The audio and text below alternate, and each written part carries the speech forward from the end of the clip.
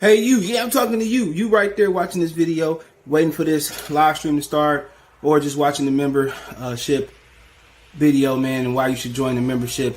Let's talk about it real quick, expeditiously. We got the 3 levels. You got the rookie level, got loyalty badges, you got custom emoji badges, and you have members on the live stream. As we get more people flowing in to join the membership, I have members only live chat. That means everybody can see the video that want to see the video, but only members will be able to chat. That's $3. That's a rookie. The All-Star, you get personal shout-outs before the videos, maybe after the video, mostly likely before the videos. You give a priority to reply in the chat. So as soon as I see you, I reply before anybody else. Get early access to pretty much all my non-boxing videos there. $10 a month. Then we got the boxing pound for pound superstar for all my boxing boys and gals out there. Get early access to prediction and most of our boxing content, virtual video collaborations, and open debate. So, if you want to pre-record or go live and debate me for a whole video, you got early access to new videos, some of the videos in the All-Star as well too, and priority reply in the comments. So I see in the comments you get priority reply. No instant, that's $20 a month. So let me know what you guys think. Don't have a Patreon no more, so here's where you're gonna get some of that exclusive content I used to have on the Patreon. Peace. What it is, man. Detroit versus everybody, man. Detroit, we rep the hardest, man. We gain the hardest. You know what it is, man. Detroit, CJ, holla at your boy when we get home. Most exciting man in boxing. Woo! Exciting man in boxing. Led the Flair Cops. Shout out to Goodfellas Sports TV.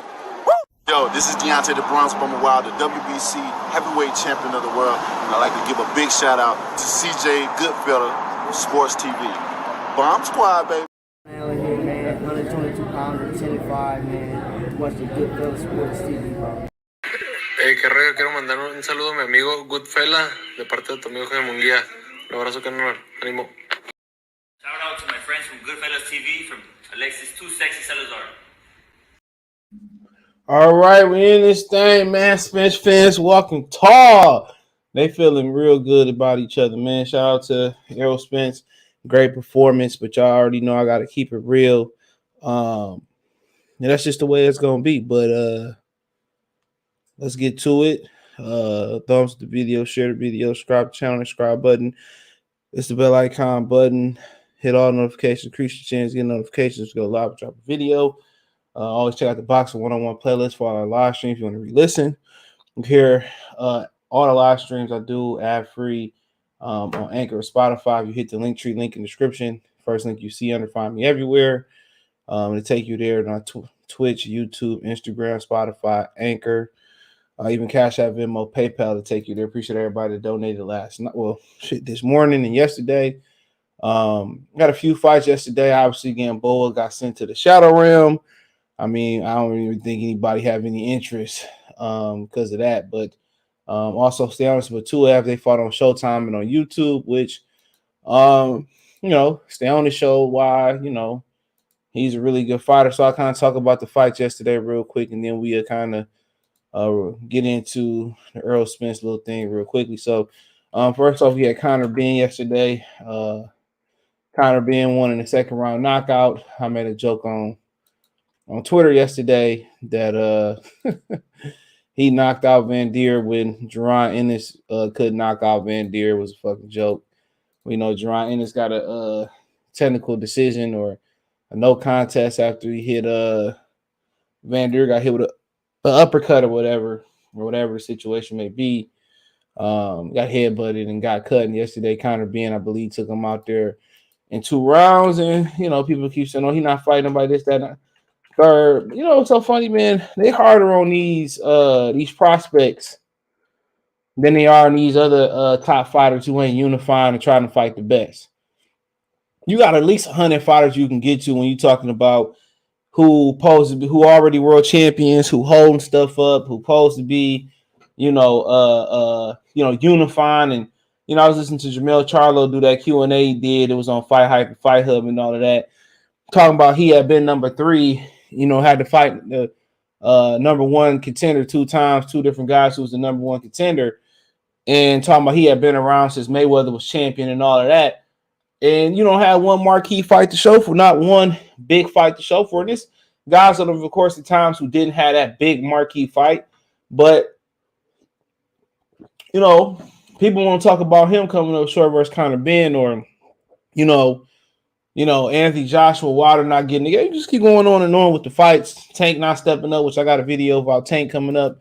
Shout out to Todd from Philly who gave me the information. I'm gonna hold on that to tomorrow. You can talk about them. Conor Benn was somebody I don't think had no amateur fights. Jared Hurd was a dude had 35 amateur fights. So, I can't even be tough on them. You know what I'm saying? Sergio Martinez really didn't have an amateur career. Donna Stevenson turned pro at 29. Gabriel Rosado started boxing when he was 17, 18 years old. So, they already are going against the grain. It's one of these sports where you just can't pick up, or you can't shoot up 7 inches or 10 a foot, and you automatically a prospect. Height, size, and reach don't win boxing. Physique doesn't win boxing matches. This dude had no amateur career for whatever reason it was. And look at him, Tim Tszyu, no extensive amateur career. So they got the time to take their time where they can move as fast as they want to move. This dude ain't holding nothing up, or people already hating on him for no fucking reason. You know what I'm saying? Like, what you don't like about Conor Benn? Oh, the UK hyping them up. Well, shit, they support their fighters. They support their fighters. He's a son of a legend. And he not holding nothing up. Despite what he say, Eddie Hearn got a plan. He says he's a global superstar. It is what it is. Speak it, believe it, become it. But what I do know, he's a natural puncher, and he getting better each fight. And he getting these dudes out of here. They expecting these dudes to take this man rounds, and he getting these cats up out of there. That's what else you want. Complain about Deontay Wilder knocking people out. They complain about everything. What else do you want from him? Ice Van Deer, Jerron Boots Ennis just had fought Van Deer. Chris Van Heerden. Boots was the previous fight. And Conor Benn came in there and iced him. What you want? Well, he ain't ready for Boots. Anytime you got that type of punching power, that type of speed, you always got a chance in the fight. Always got a chance in the fight. And the dude is a talented fighter to catch on to this late in boxing, man. Some of these boys' sons ain't nowhere near as good at him. And I'm not gonna start rounding off names of legend sons who ain't good, because I ain't trying to be disrespectful. But this dude looked to be at least in the top 10 world-class fighters. Top 15, at least in the welterweight division. You say the 15 best, welterweights, he definitely got to be in the conversation. I do think I would love to see him step up and fight David Ivorisian, the UK killer, the British killer, but they may don't think he can ready. But I think he needs to step up and fight Ivorisian pretty soon this year. But Van Deeren, Chris Algieri, nobody did Chris Algieri like that. I think Chris Van Deeren, he trained with, I think he sparred with Triple G too. He been stopped 2 times his career. The other guy that stopped it was Errol Spence in 8.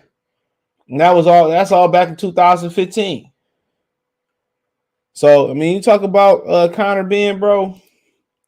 A lot of natural talent. Does that mean that he gonna be a world champion? Well, nothing a short thing. It's still a degree of difficulty to being a world champion. All right? It's still a degree of difficulty, bro. Erickson Lubin just showed you that it's hard to be a world champion. He challenged for an actual title, fell up short. Challenged for an interim title versus Fondora, short. It's still something to stay. It's still, it's not as exclusive as it used to be. World champion club, but it's still a degree of difficulty. It's been a lot of guys that we thought was going to be for surefire world champions and haven't. It's been some guys we wouldn't think to have been world champions that have become world champions, like Peter Quillen, Sergio Martinez, and Donna Stevens. There's been other guys who look like the short thing, like Fernando Guerrero. We would have thought he would be a world champion coming out the amateurs. It didn't happen. Whoever thought Jared Hurd would be a world champion with 30, 40 amateur fights? It's a lot of guys. Audrey Harrison over in the UK was looking like the heavyweight. He looked like a short thing to win gold medalist, short thing to win world championship. It's still a degree of difficulty to get 1 belt, 2 belts, 3 belts. Say what you want to say about Errol, Anthony Joshua, Tyson Fury, guys who've unified 3 belts. Jamel Charlo's trying to get the 4th. He showed a degree of difficulty to get that 3rd or 4th belt. People say, well, Crawford made it look easy, this, that, and the 3rd, or he didn't have nobody to fight. Hey, that's an anomaly. That's an anomaly because Thomas Delorme gave him a fight for that WBC belt. Delorme had won more rounds off Terrence Crawford. Again, boy, they didn't won more rounds off Terrence Crawford than anybody since. Lundy had a little bit of success too, but not too many people had that success. So, but still, he had to fight. That Postal fight wasn't easy neither. You know how he running through welterweights and shit of that nature, bro, man. He danced around Postal. He danced around him. So, like I said, he ain't hold nothing up, man. Y'all niggas need to stay. They be hating on people for no reason, bro. I just don't understand it, dude. Like, man, let him live. Of course he supposed to talk shit. Of course he supposed to think he better than what he is. Every fighter, they think they bigger than what they is. You think you're bigger, but to me, you just a nigga who ain't worth the food stamp. And I heard that death row, you getting treated like boot camp. You know what I'm saying? Everybody supposed to think they bigger. Got boxing, man. You can tell a lot of y'all ain't never played. Did boxing or no individual sports. You don't have a team. You don't have a team to corral you. It's all about self-hype. Don't believe the hype. If you don't believe, who else gonna believe? Tennis, golf, boxing, MMA, karate. All those are lonely sports. It takes a different type of demeanor. Confidence. You don't have confidence boxing. You can't be a boxer. It's a bravado, confident sport. But hey, no Conor Benn, bad for your health. Leave that man alone. He ain't done nothing to be disliked, bro. Honestly. He getting knockouts. Y'all be complaining about motherfuckers. He ain't fight nobody. Y'all know amateur fights. This is how you move a guy. Deontay Wilder fighting 55 bum. And he had no belt. Who he holding up? He took his time. Started boxing late. This is what you're going to get. The kid is talented. And if it all come together, bro, yeah, he could be a world champion. Yeah, he could challenge Boots. Why not? With that punch that he got in that athleticism, man, why not? 9 times out of 10, the pedigrees are different. He probably don't get starched, but who knows? We'll get in there and touch his ass. It's over with. And obviously ain't no rush to bring him to America. Just do their thing. Let's move on to Eimantas, Stanionis, and Butaev. I got this one wrong, boy. Big time. Stanionis is one tough cookie. One tough cookie, man. I'll get to the comment section. I talk about Stanionis, then we segue into Spence and Ugas. He one tough cookie, boy. I ain't watched this whole fight because I had to shoot a move, but I knew from round 1 that I knew what this was going to be. I know exactly what type of fight this was going to be. I seen in round 1 that Stanionis was going to win this fight. It was too strong. He was too strong. Straight up and down. It was literally too strong. They both came at 41-46.5.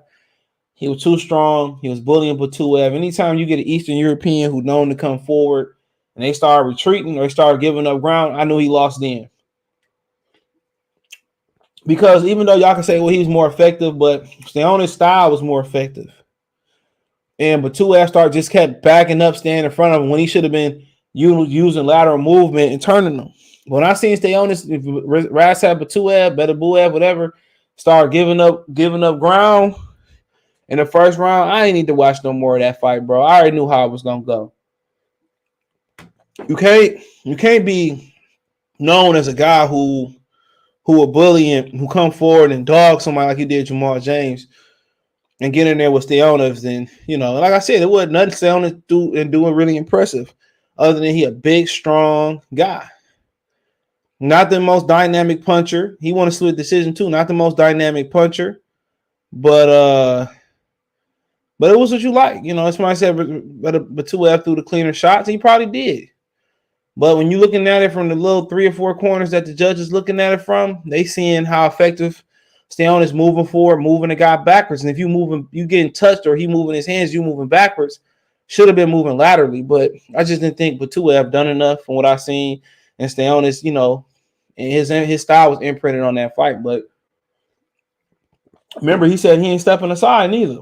We'll see. Terrence Crawford Al Heyman obviously gonna may give him a offer, can't resist him. We'll talk about that. But good fight, big, strong guys, and You know, where does Butaev go from here?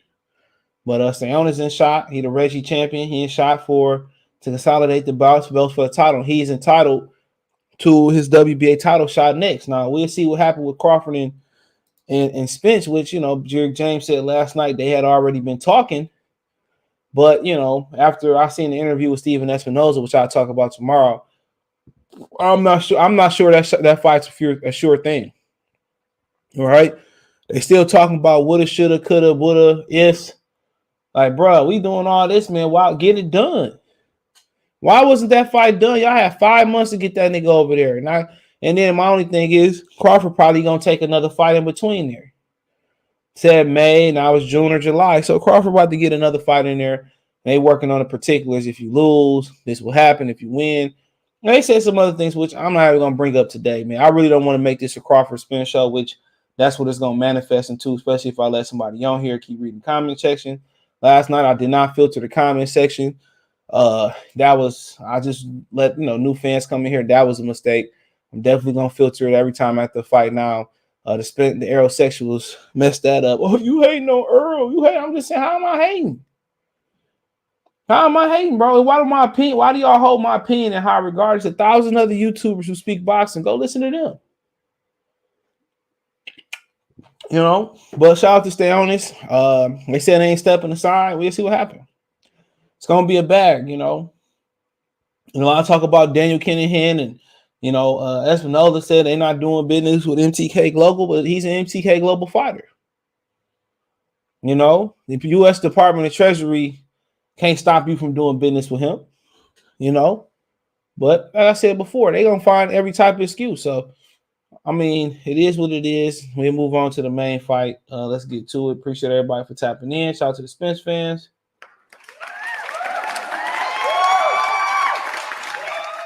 It was a good fight by Spence last night. I ain't seen a Spence that energized and that powerful. I know some people said he was looking slow. That's because he was looking to inflict he was looking to inflict his will on Ugas.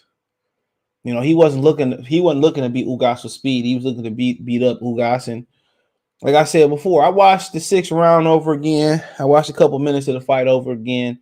For reference points, man, and let me get to this comment section real quick. You can find a link right here. Find me everywhere. Donate. Also in the live chat. He said, "What's up, Ricky? Salute. Spence fanboys on cloud 9. Lopez needs to retire ASAP." You talking about Gamboa? The fight was fixed. Ain't no way Al Hamer gonna let Ugas F up that bread. Look at the fight again. You can see it's fixed. Well, I don't know if it was fixed. So Christopher Nichols, I don't know if it was fixed. Gamboa needs to retire. Kobe 2K fans, salute. Chris Van Deer was the only southpaw mover that Spence fought. Conor Benn versus Ortiz, book it 2024. I can see it maybe 2025, 2023 to be 2030 to be exact. Duran is going to be dug by Ortiz and Benn. Gamboa got rocking for steady. What up, Benjamin Foley? He don't need to be in the ring. Steady, steady, rocking all night long. Fotex, he talking to him. Easy, what's going on? He said, hating on geography, he'll be respected if American born. Yeah, I think that's a great point, Freeman Hawk. I think that's exactly what it is. That's exactly what it is. And let the kid, prove himself. Bud, what's up, Zay? He's Anthony Jones, but Bud don't need to fight. He can't risk the injury. Can't risk not being active neither. So, I mean, it'll be almost a year if they fight in November. Unless they speed it up and say September, October, he need to fight. Stay sharp. Probably need to fight. You know what I'm saying? And, somehow what if Errol was to drop the WBA and him and Stanionis fight and unify? You know what I'm saying?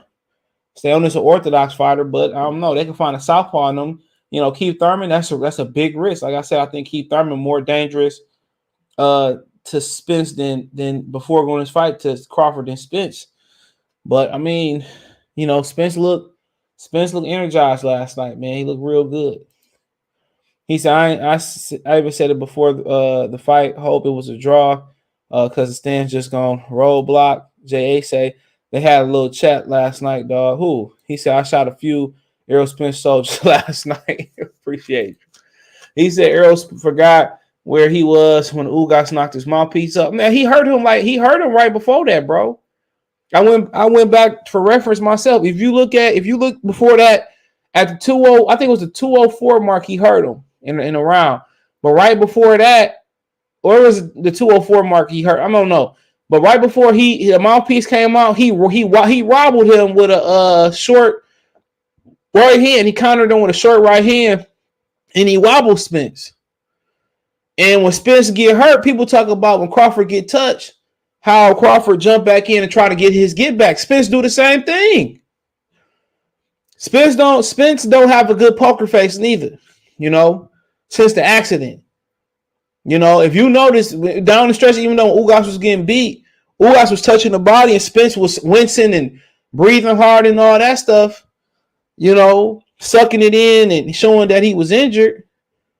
So like I said before, Spence kept just fighting through it. Everybody said, well, Crawford loved to get his hit back. If you watched that fight last night, every time Spence got hurt, no matter if he knew where he was or didn't know he was at, he just jumped in there and just tried to thug it out. And that's the exact same shit that Crawford do. He get hit, he got to get his get back.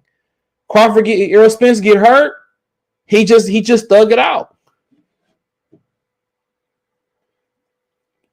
He just fight through it. It's the same exact thing. He didn't say last night, let me catch a shoot, and maybe it was because he didn't respect the Josito. Okay, that's what you're talking about. Maybe he didn't respect his punching power. But everybody want to say, well, Crawford chinny caught. This nigga got hurt visibly.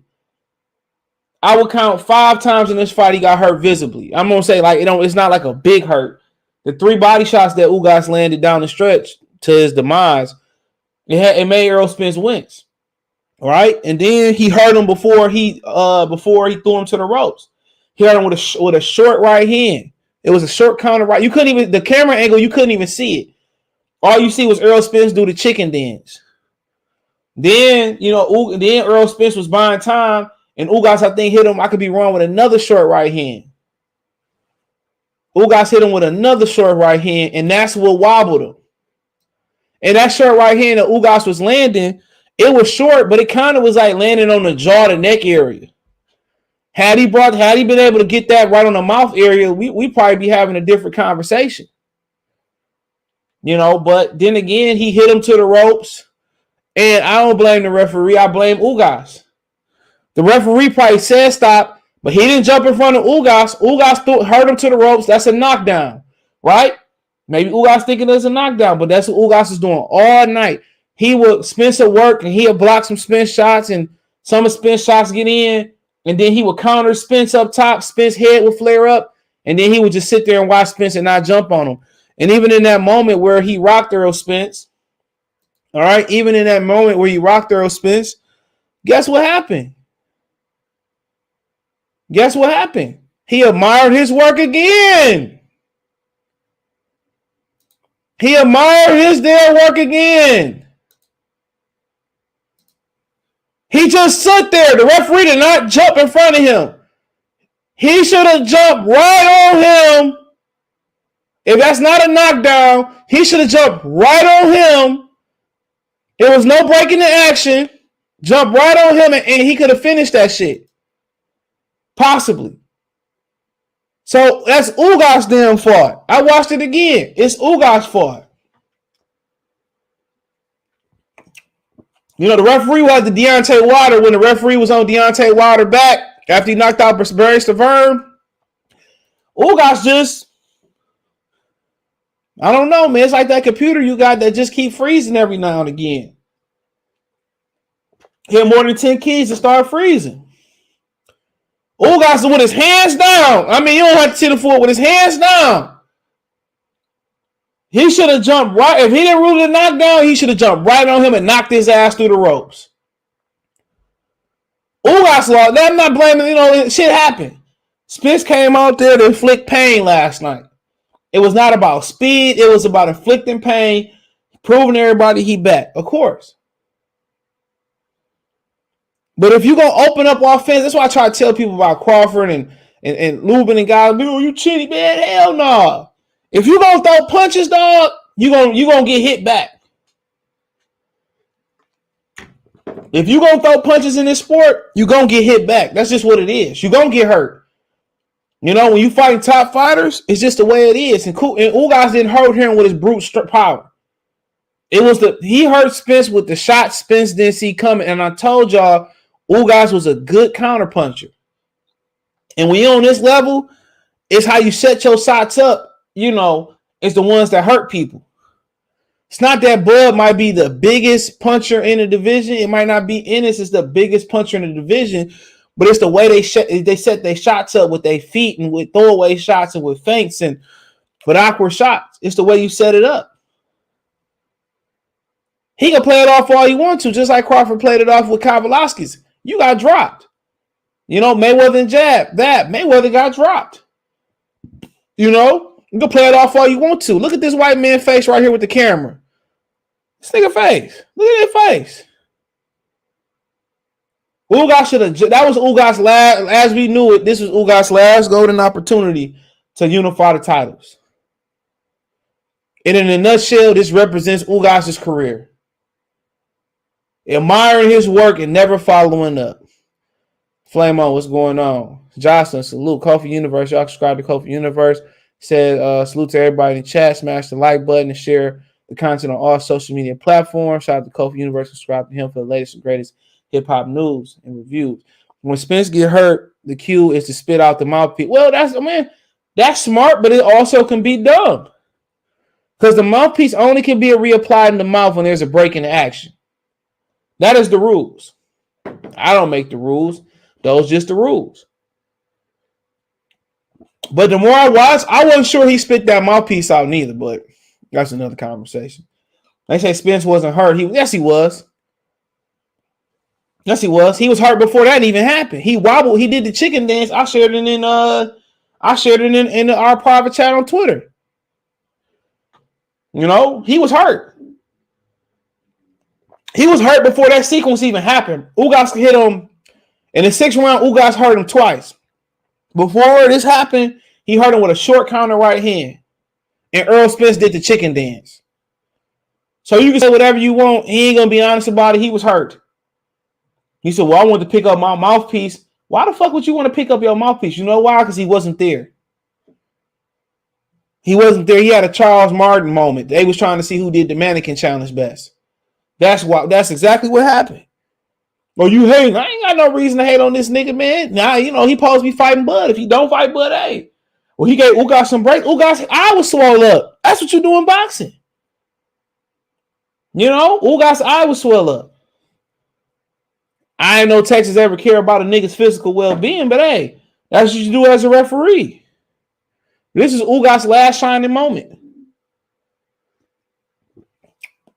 What Big Sean say? My last. These dudes then lost their minds since Errol Spence won. Crawford gonna bury this dude. It's a good fight still, though. For sure. Errol Spence ain't been punching like that since like the Campo, Lamont Peterson, Kell Brook trifecta of fights. Errol Spence had some pop on this shit yesterday. You know?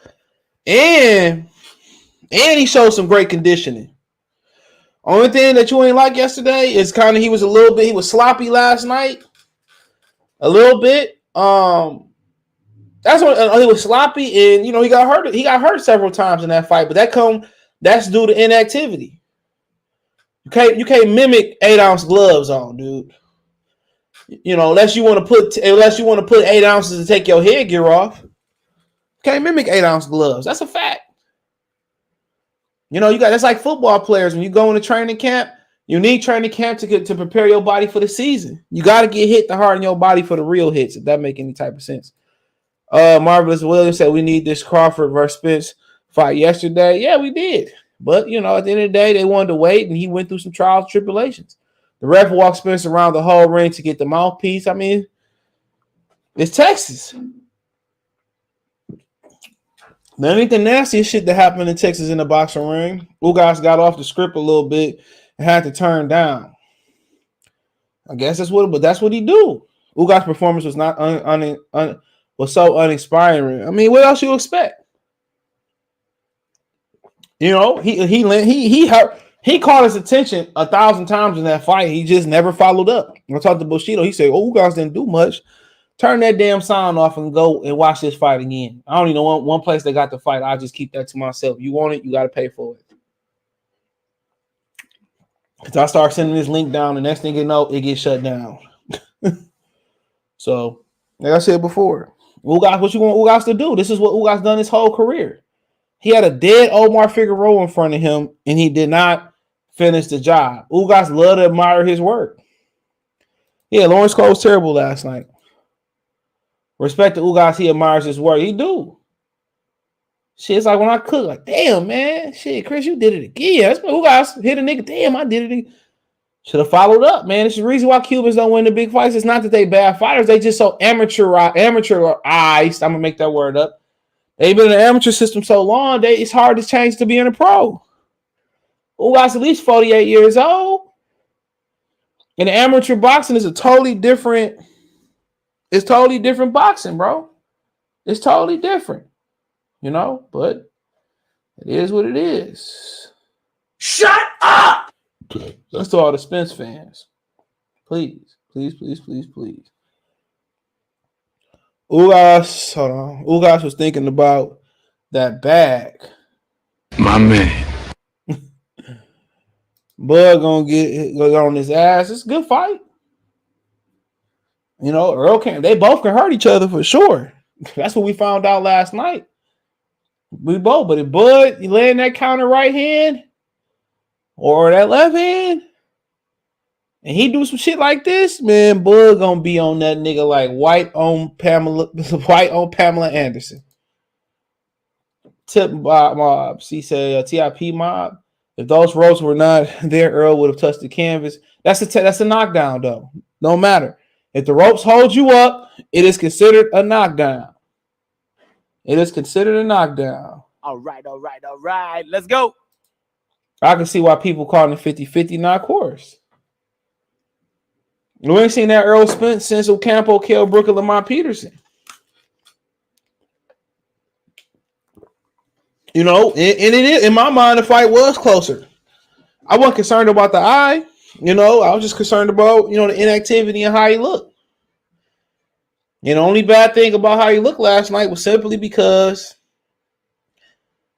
inactivity and taking the punches, you know, and also being and cutting down to the weight too.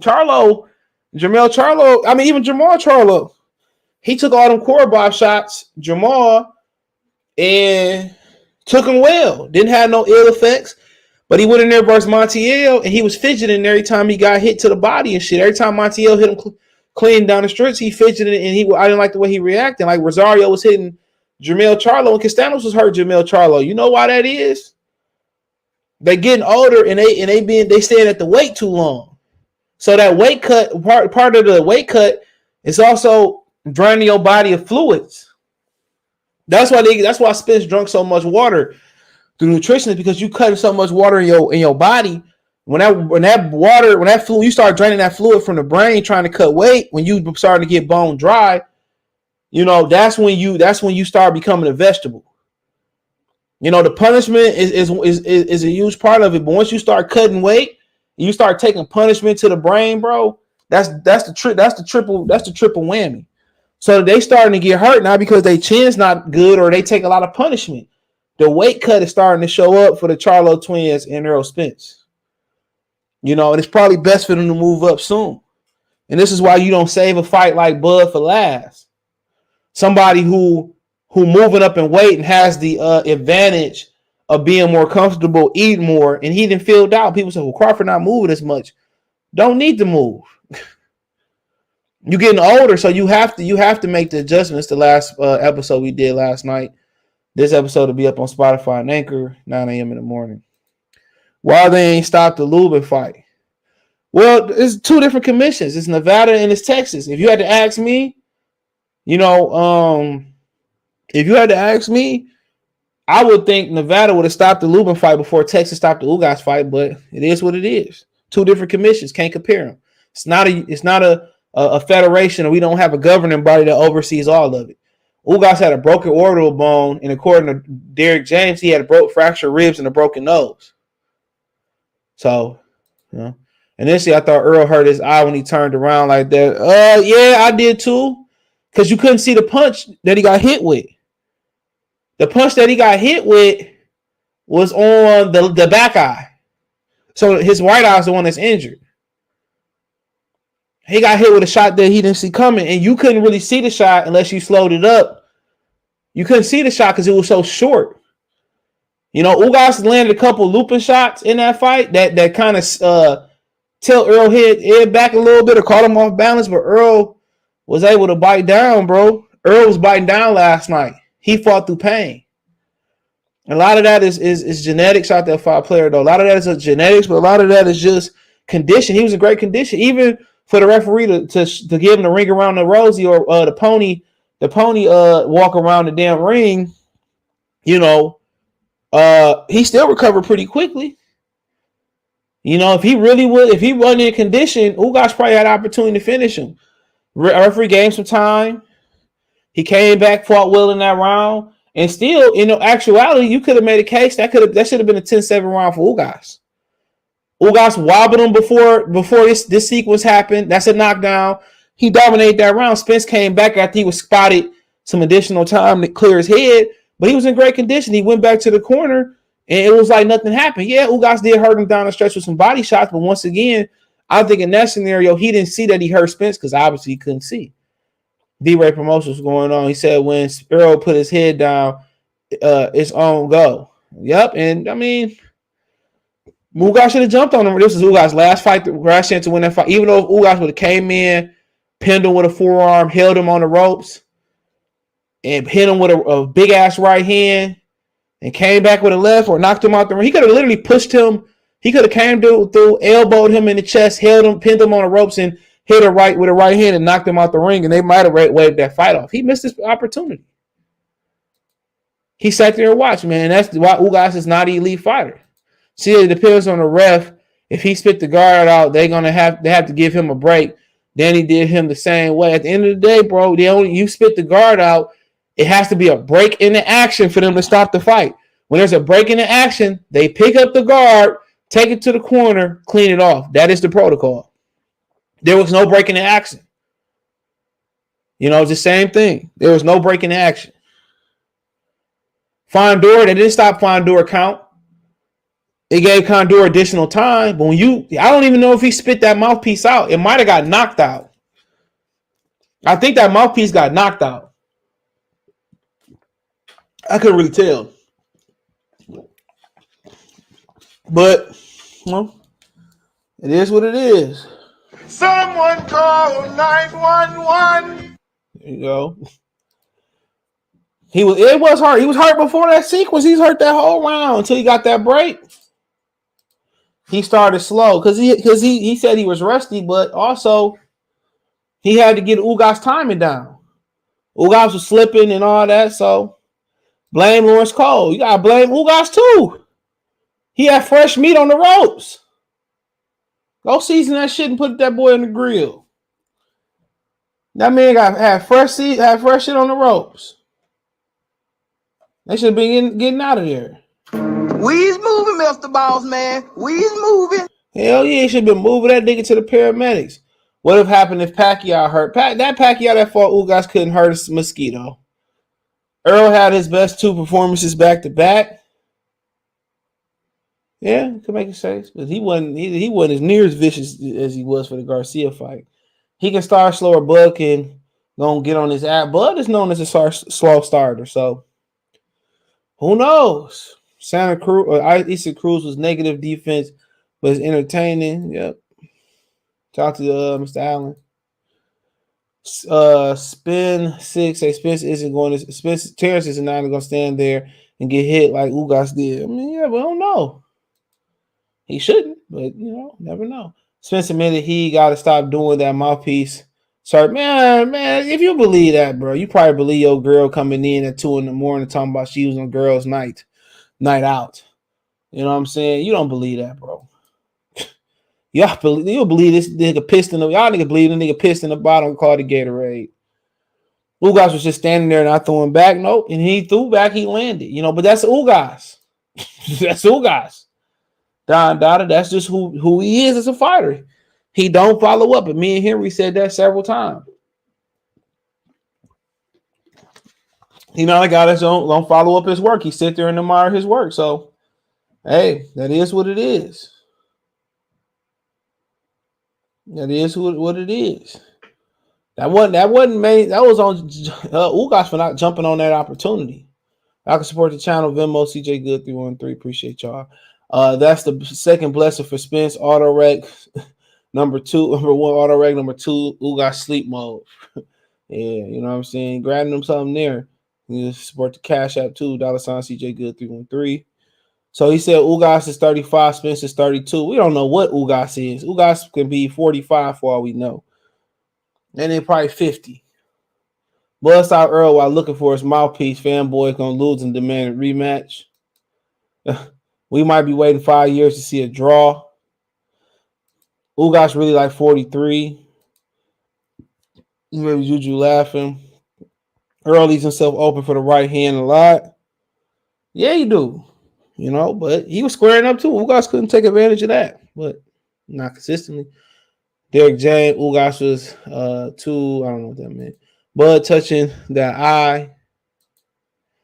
Ugas turned old overnight. It is what it looked like. I don't know if it was turning old overnight, bro. I think it had a lot to do with Errol Spence. He was never that good. I kept telling y'all that. But believe what you want to believe. You know, but man, it is what it is, man. It's like going to heaven and finding God smoking crack. Hey, ain't nobody trying to hear that bullshit, man. He said last night made 70-30, but look at Spence. That's happening when you're not active, bro. Maybe you get active and that won't happen. But Ugas does have a 37.5% knockout ratio. Ugas was too gun shy. I don't think he was gun shy, bro. That's how you fight. Omar Figueroa was in there, dead man walking. Literally. Omar Figueroa was in there not doing nothing. He didn't have no coach. He had his finance sister in the cut, man. He was doing nothing. Ugas was not gun shy. That's the way Ugas fights. Ugas was hurt. No shit, Sherlock. Ugas got the call from upstairs. Y'all tripping, flame on, man. Y'all tripping. He say, Spence and Crawford gonna move to 54 after they fight. They would probably rise to give a right. Man, Crawford would be surprised if they motherfuckers retired, bro. I'm gonna be surprised. Bud probably try to move up, get a belt. Errol definitely probably move up if he going to continue. Might see a trilogy. After that, you don't need the belt. You got Ugas fanboys still talking about Gamboa hurt Crawford. Like, man, bro, it is what it is. Again, that Gamboa was a killer. That Gamboa was a killer. That Gamboa more talented than any other fighter that Terrence Crawford or Errol Spence fought. You know, talent-wise, man, he couldn't get no fights up down there. I'm mad he still ain't fight Juan Mar Lopez. Thanks, Bob. Come on, get him out of here. Yeah, move him out of here. Thank you, Bob. Gamboa would have beat Issa Cruz. That Gamboa wiping anybody down there. That would have been that Gamboa Lomachenko would have been a fun fight. I probably slightly might favor Lomachenko, but that would have been a fun fight. Oscar Valdez wasn't knocking down that door. Mikey Garcia was hiding on the top rank chairs and benches and shit of that nature, man. Trying to tell y'all. I was around. Wasn't nobody knocking on that door. And then they tried to make him move up. He had to move up to 35 because he couldn't get no work at 26 or 30. So they wanted to move him 35 and fight Brandon Rios, who was a fucking cruiserweight, fighting that lightweight. Real shit. You know? So, I mean, that's the only fade that he ducked. And at the end of the day, I kind of don't blame him.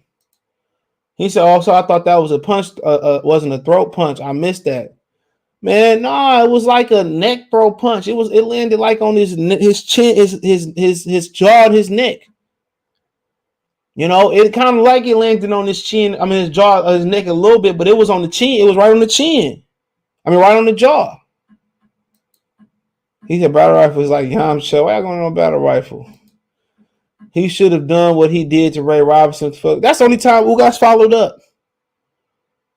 Need to check his B sample. Yeah, it was a knockout. I don't know what you mean. He said, I came front Earl walking into that south side, the realest. My big tub was duck. Man, I didn't know what that was, man. I was like, turn that shit off. That Fast and Furious motherfucking song that that Ugas had. I don't know what they were saying, but that shit was riding though.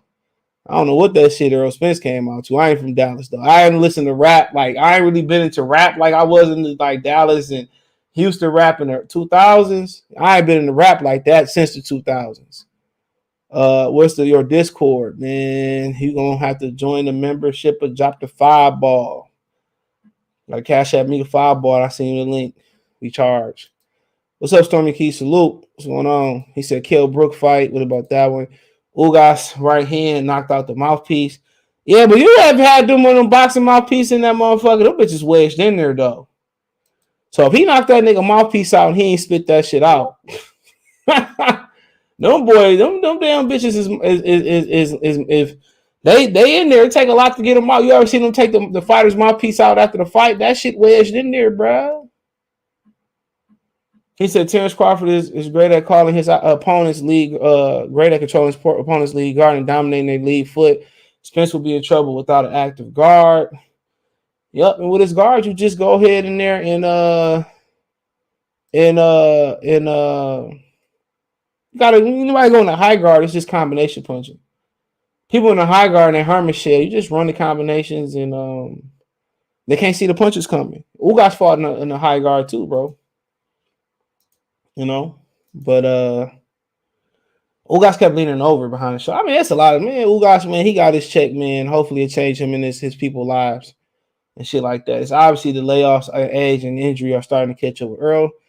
Weight cut too. Weight cut too, bro. One fish, two fish, red fish, blue fish. Nick Nack Paddywhack. Right there in that picture, looks like you need to get Errol Spence a bone. This nigga stupid, bro. What's up, bro? This nigga Otto, boy. Get the strap with 50 Oh my god, yo, he looked like, you ever seen that movie with Cher in it with that dude named Rocky, the kid that had the deformed head? My nigga look like that. Look like the nigga from what's the nigga movie that was in on coastal Oregon? Goonies. Hey, you guys! Yo, CJ, what he said? He said, Ruth, baby, Ruth. Someone call 911. They said he fractured his orbital bone. No shit. Stormy say I wasn't impressed at all. I was impressed. His activity level was Stormy, stop it. Man, his activity level was pretty good last night. That nigga didn't take a deep breath. Let's not be biased. Hold on. That nigga didn't take a deep breath until he got hit with that body shot. But I said before, 19 months off not doing shit, man. He was moving his hands though. That nigga was trying to inflict pain. Ugas, man, he knew Ugas couldn't hurt him, but then Ugas hurt that nigga. I was like, oh shit. Al told him to lay down. Now if we need Bud and Earl, I told you I'm pulling up. We get the box. We get the sky box. What up? Around Christmas time, y'all niggas get the hell on, man. For Christmas. And guess what, CJ? You know I don't celebrate no holiday, so you already know what it is. The only thing I celebrate is my birthday. It's like going to heaven and finding God smoking crack. He said, "Boy, ever heard Spence is going?" Of course, he's a finisher. Ugas ain't no finisher. Ugas act like he ain't jump off that boat. Somebody said, "Y'all can thank me later for making it happen." Appreciate it, shit. Thank you, Stormy. Yeah, you went to a child support court or some shit, man. Like, man, I need a pay up cut. I need a pay up. I gotta fight. He said, "Listen, I gotta get the biggest payday." That's why Edgar said he got like 20 kids. He said he used to pay them. He said he used to pay them. He used to tell Don King to pay child support what he wanted to pay him. They 1099 probably, right? It's 1099, yeah. Yeah, they 1099 something. So yeah. Then it's just that's why AB was able to go town to town and not pay none of his civil suits. Yeah. Yeah, because fortunately for him in the US, that's how things work. Each state run their own show. Yeah, unless it's a federal charge. Unless a federal charge, yes. If the feds get involved, then that's your ass, Mr. Postman. Niggas got 97 point. What they say? My man said was they got a 99. They got 90. He said some shit like a 99.8%. It's a 98.9 conviction rate. They don't lose, bro. Someone call 911. And when you beat the feds, you still lose. Because Murder Inc. beat the feds, but their company never recovered. Bro, if you beat the feds, right? Like the Murder Inc. situation and Michael Jackson, you either gonna lose your company, or two, you just gonna have a permanent stay, and they gonna keep coming after you. They gonna keep on coming and keep on coming and keep on. You're gonna just lose your company. It is what How it many is. times Michael Jackson been sued after he died? About 4 or 5. Crazy. All witch hunts. The feds did a whole investigation on Michael Jackson and didn't find nothing, bro. Nothing. And there's always somebody coming out, bro. He did this to me. He did that. I was be like, bro. They sued someone. They say did something to somebody else who passed away too lately. Old girl said Gary Coleman was aggressive with her. See, bro. Yeah, that's about. Yeah, just Mike sent me that article. I wasn't talking about that shit though. No. Yeah, I talked about that. What's my man's in Minnesota? Man, I got flagged and my channel been going down ever since. Yeah, I trust me. I remember when you told me. That was when you went on your rant and you was like, I ain't doing this no more. Hell yeah, they ain't retired. They put a big old X, and then from there, I still ain't mad that I did the video though. Shit, I don't regret that shit. I did the video. I did it. You did. Actually, that was actually one of your best videos. I ain't gonna lie. Ugas totally quit throwing. He was getting hit with body shots, bro. Like no, it's not that he quit throwing. It's he got broken down. The body shots was wearing him down. And Errol was doing 2 or 3 to the body. He was doing one big shot to the body. He was doing one lunging shot. Now the one shot that he would throw, it would hurt. He never followed up. He just never followed up. The same thing with that short punch. I saw the video that you said. That short punch, and it's hard to watch that lot. Like real time, you really do have because the way the camera angle was, you had to watch it slow down. It looked like he lost his balance, but he was wobbled. That's what he was. He got hurt. You could tell he was wobbled. He squared up and he did the chicken thing. Yeah, he just squared up. You just didn't see it though. The camera angle was real bad. The camera angle helped him out a lot. It did, bro. But the shot was there. You didn't see that shot. He hit that shot pretty well too, though. That shot was a nice shot too. Nice short shot. Short. Them short shots is they're the biggest ones. Like when he hit Sean Porter with that short right hook. Yep. It dropped him real quick. CJ, one of the cleanest punches I seen. It wasn't even a professional fight. My cousin got into a fight in the park over hoops. And it was with this, we used to call him Deaf Boy. Ironically, he was deaf. And I forgot what they was arguing about. I forgot what they was arguing about, CJ. And my cousin hit him with the shortest, the quickest, most shortest. I don't know if it was a hook or a cross. He just said, "What?" And all you seen was his eye. His eye looked exactly like. He had somebody that's deaf?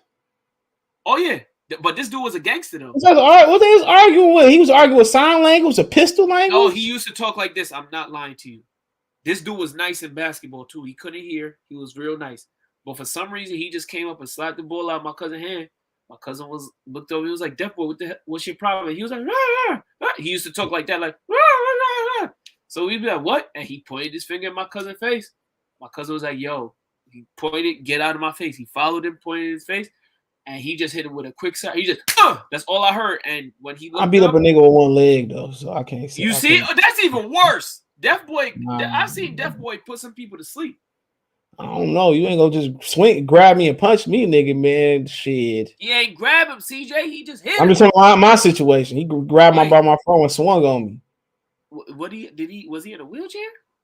No, this nigga had like a peg leg. Like, if I was you, I would have just kicked his leg free. Man, it went on. I gave that nigga ass whooping. He ain't never forget. He did now, but I gave that nigga ass whooping. He never forgot. He took it to the afterlife. My grandma had to get off the car. It was the only person getting me off his ass, boy. I was stumping that nigga up under the school bus, man. Because I was like, man, it's Friday. Should I have my little sheep coat on? I'm about to know. I'm Friday. I'm about to pop in the game. You know what I'm saying? Homework done or whatever. When we went to school, Friday was the day to get fresh. Man, we was in uniform, so. This nigga just grabbed me. I don't know what we was arguing about. I was fighting with them niggas the whole. I always fight on the bus. I ain't never started shit though. Never started shit. Believe it or not, CJ only got into one fight in high school. In high school, I got beat up at Kettering before. That did happen. Long story. With the MS-13, by the way. Then I got a fight. Beat somebody ass in the lunchroom. I only got like 2 fights in high school. Only got one fight. And in the streets, as far as my teenage years. Oh, man, I can't even count in the meantime. In the streets, I only fought probably 5 times. I got. Does getting jump count? You can add a 5-0 to my shit. 550 times, nigga, at least. Getting jump count as a fight? I got jumped one time. I got jumped by MS-13. I ain't never got jumped by more than 2 people, bro. Nah, I got jumped by 5 people. MS-13. I already know how to avoid getting jumped and shit. Niggas don't, but you catch some niggas by themselves, a different conversation. Oh yeah, of course. Niggas put their head down and shit. He said Ugas was a good fighter, not elite. Exactly. He's a C fighter. And you know what, CJ? Remember, I was the one that was saying we can't disrespect Ugas. I see exactly why after last night, why you say Ugas is a C plus fighter because put some respect on my name. Because when you know why, and maybe this is why you were saying it. When Errol made the adjustment, and not even the adjustment, when he ramped it up, Ugas never came back with an adjustment. He just came out with the same game plan. He didn't change anything up about his offense whatsoever, or his defense at that. Keep telling y'all. C plus fighter. And you know what? Now that I think people be grading on the scale. Ain't no scale. There's no scale. My scale is F plus D minus D. D plus C minus C, C plus B minus B, B plus A minus A plus plus. That is my scale. It goes from F to F minus to A plus, and it take a lot to be A plus. Who was an A plus fighter to you? I probably never even watched one, to be honest. Probably Floyd Mayweather, Sugar Ray Robinson. Okay, I've watched. Roberto Duran, Marvin Haggard. A lot of that shit go back in retrospect, though. Compare Ugas Roy Jones in his prime. To the other fights. Oh yeah, Roy Jones. That nigga was a third or fourth plus. Oh, time out, CJ. I know you don't want to make this a Spence and Bud show. I said Roy Jones, and I just have to say this real quick. Mushmouth is out here smoking B-Rock. Did you not hear the disrespect? That video that I sent you the disrespectful comment he said? About Roy Jones? Yeah. It is what it is, man. You heard what he said, though? The other fighter or something like that. And that's always hating on this. The other fighter, what's his name? That used to be, he was all athleticism. Only all athleticism? That ain't the only shot he took at that nigga. He took another shot at him. Talking about when he was talking about Errol Spence. I ain't really tripping about it. I ain't really tripping about it, bro. Like at the end of the day, Mushmouth. He was mad because he told the truth. Like niggas ain't trying to wait 5 years, nigga. The fuck? Well, I ain't gonna even know that. Yo, now that I think about this, has been the biggest waste. Hold on. Let's talk about it. TV. Y'all dumb as fuck. EJ and Fit Buzz is 50-50. That's your opinion. That's your opinion. You know. Is he I can't change. Is he talking about? I don't know. About the people in the comments. He probably talking about the comments. I don't know. I mean, shit. I don't think it's a 50-50, but hey, you could be right. Blocked anyways. Errol got hurt to the body too. I mean, yeah, like 3 times. 3 times in a row. Yo, CJ, it was literally 3 shots in a row. Just and he turned up though. He just took that shit and just kept going. He just took a deep breath. Because Ugas was only throwing 1 shot, and I told y'all when you fighting at this level, 1 shot is not good enough, bro. Unless you Deontay Wilder, Rocky Marciano, motherfuckers like that, 1 shot is not good enough. AKA a knockout puncher. You're not a lights out knockout puncher. 1 shot ain't gonna do nothing for you at all. You see that with Kovalev. He hit Andre Ward 1 shot, man. Other than that, Andre Ward, when he got touched with that right here, Andre Ward took that shit away. He didn't have a hook. He didn't have a check hook. It was a wrap. Once you start putting shots together, like Andre started putting body shots together and ripping them to the chest, it's over with. That's why I said period. When you get a look at some fighters, bro. When you get a look at some fighters, you got to take advantage of because some fighters good enough to make the adjustment to change it all the way up. With Errol Spence, there is no adjustment when you fight. When you fight this elite fighter, this level he fighting at, that's his style right there. It's volume. He's an aggressive volume pressure fighter. That's exactly what he is. You know, if Bud was to make him box on the back foot, he would just be in survival mode. You know, but sometimes it only take one style. Similar. You know, sometimes it don't matter how many styles you got. It's about the right style. You know, if I got 1,000 different styles, I can counter punch, I can box, I can bang. You know, but if you pick the wrong style, I mean, that really don't matter. He might have a style to be but he can definitely hurt him. CJ, similar to how when Charlo fought Banana, remember, the only reason why Charlo won that fight, in my opinion, was he fought him off of him because remember, Banana was on him like white on rice. He gave him everything he wanted. And the only reason why he got the victory, well, he got the victory because he caught him with a good shot to the body. I'll be right back, bro. But what's up, man? What's good, bro? What's good, bro? What's good, bro? How you feeling? Yeah. I'm all right, man. I'm tired of arguing with all these family girls. I don't listen to fanagers. I'm not even gonna get into it with them. You feel me? We just gonna move on. We finally gonna get these fools to shut the fuck up. Excuse my language, and we gonna see what it's hitting for. Damn, Ugas got. Yo, look at his. He really looked like some from the Goonies. Hey, you guys! Ruth, baby, Ruth. And they got a nigga looking like an X-Man in that bitch. Bruh. No, he look like a mutant. Yo, he look like what? Yo, Ugas. Yo, like I said, Ugas is not a. I agree with CJ. Ugas is not a B level fight. He's not an elite fighter. Whatever he y'all want to call is, man. Bro, listen, not, y'all bro. don't see. Did you not hear what I just said, Flame? The reason why I said so is because of this. Homie could not make an adjustment. When Errol started to ramp the pressure up on him, he didn't change anything to his game plan. Y'all being see what y'all doing, man. Y'all not using your brains, man. The brain is being used, my brother. Man, listen. I just made an analytical point. Nah, I'm just saying that it's the same shit with these dudes, man. When they fight this dude, it's just like they don't try. That's like, bro. Look at this nigga. Look at the last significant fights. Like Mikey, he couldn't even hurt Mikey like that. I mean, he beat on him, but he ain't make it like some devastating shit. But Mikey just took the shit. Like, you telling me this motherfucker hitting y'all this hard. He ain't knocking y'all down. He ain't doing shit to make you not throw a punch back. Niggas don't throw back. Look at Danny. He ain't throw back. Danny was just there. One of the supposed alleged best counter punches in the game. His own dad was like, what you doing? You ain't even throwing. He want to try to fight the last 10 seconds of the fight. Now you got Ugas who threw countless right looping heads to Pacquiao. This motherfucker just forgot all about that shit. But remember, Pacquiao shorted him than Spence. Ain't the point. They was the same. Him and Spence the same height. The point is, bro, you know what to do to hurt this man. You hurt the nigga. This what I'm telling you. All this shit gonna hit the fan soon. But what gave it away, bro? You hurt this. Anytime what you think would happen if Deontay Wilder hurt that nigga like that? He would have died. He going for the kill. He gonna try win, lose.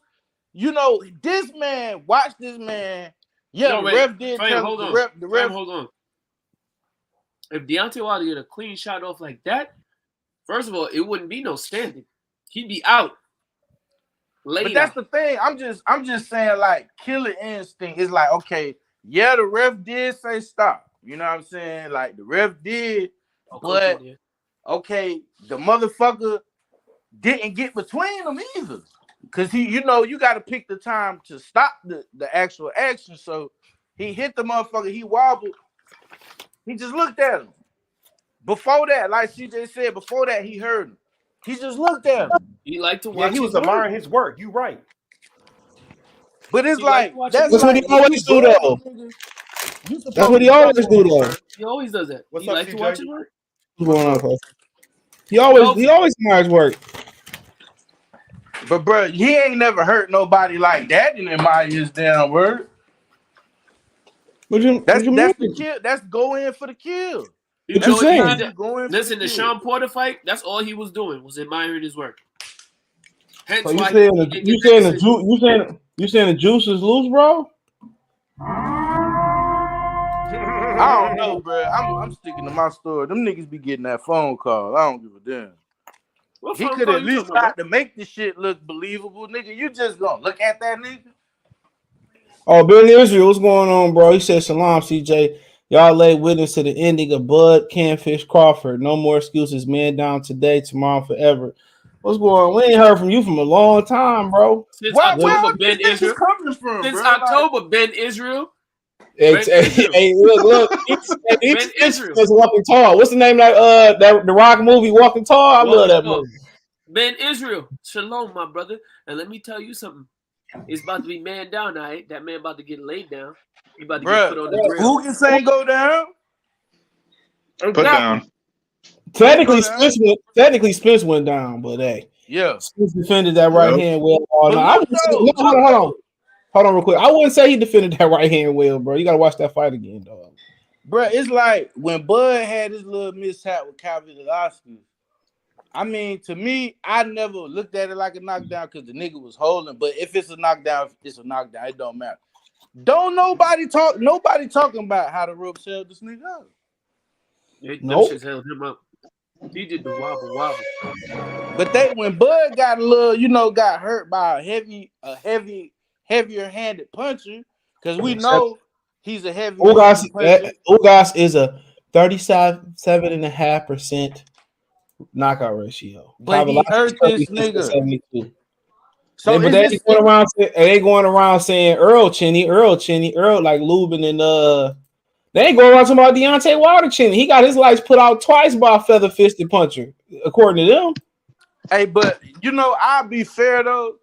This really is the first fighter that Spence fought that like in a while that was actually like the same height as him and like all that shit. So Ugas was stronger. Yeah, like I don't know, bro. Like, that shit crazy. That shit crazy as fuck. I feel like that nigga King Kong ain't got shit on me. That's Spence last night. King Kong ain't got shit on me. This Ugas when he got the car according to Flame On. Hell yeah, that nigga got the car. That nigga went off the real.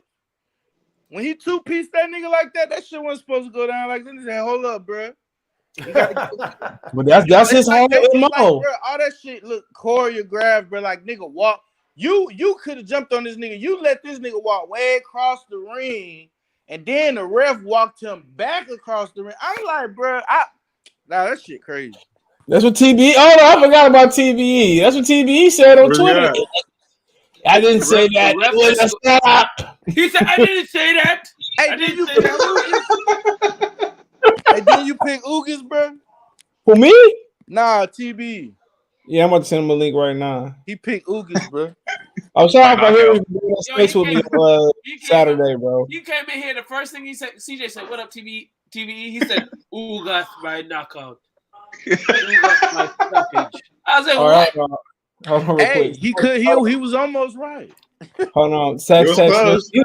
He was saying this setup. Tax say Spence was just throwing. Spence was there to be countered. He was throwing a little bit too good for my liking. But hey, Errol was funny. Y'all ain't really catching on, but hey. Yeah, I know what you're talking about. You said he on that Lance Armstrong? The juice with Dave. I gotta get that sound about Dave Chappelle. The juice. These are Errol's punches, stopping power. His opponents get hit and they think twice about opening up. Hey, why people stopping power means them niggas going to sleep. He ain't stopping on. He broke down Ugas last night, though. That He nigga broke like a him down, U-Haul though. box. Yo, CJ, he shut him down. Shut him down. Shut him down.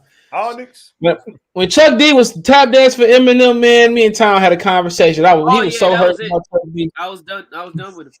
Bro, that broke my heart when I heard Chuck D. That's like, I'm done, man. Yeah, you ain't lying. That's the industry, man. It'll do it to you. Chuck D probably got a fat check. And he was out there with Joe Biden, wasn't he? Or am I tripping? Yep. No, Bernie Sanders.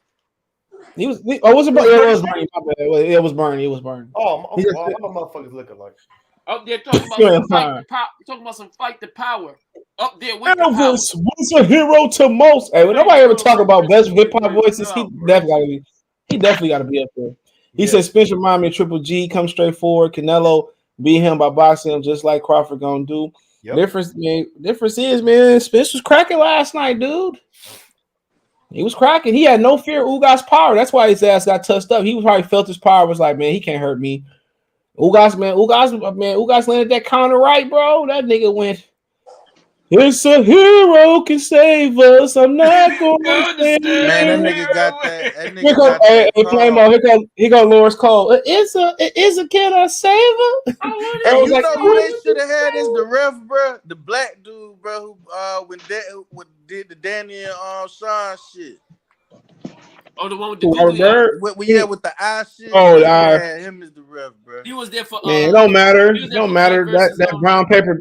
That brown paper bag money has no ethnic stoppage. It doesn't. It speaks volumes. Hey, hey, Bud ain't depending on no refs anyway. Nope. But man, Ugas, I low key feel like that nigga threw the fight, bro. Man, he throw every fight then. That's the way he fight. Man, nigga don't. Boxer gonna hurt a nigga on pay-per-view and don't follow up. No, he hurt Omar Figueroa. Cap for these niggas all you want. I would say. I'm not capping, bro. He had Omar Figueroa dead to rights in the ring. It went to the Omar Figueroa, bro. This nigga fighting for 3 belts. He had a punching bag in the ring. He had a punching bag in the ring and didn't knock him off the damn the chain, bro. This is what he do. He hurt this nigga though. And this is what he do, bro. He doesn't follow up, bro. What are you talking about, bro? Bro, this is Ugas, bro. This is any boxer in the world would have jumped on this nigga. I don't give a fuck what you talking about. No, they wouldn't have, bro. No, they wouldn't. Bro, he had a dead Figueroa in the ring. He never jumped on him. He's still walking around the ring. He never jumped on him. This nigga ain't even try, bro. This nigga ain't even tried, bro. But that's him. That's just who. Cuban's been looking. He hurt Omar like that because I ain't see that whole fight like that. Nigga was dead.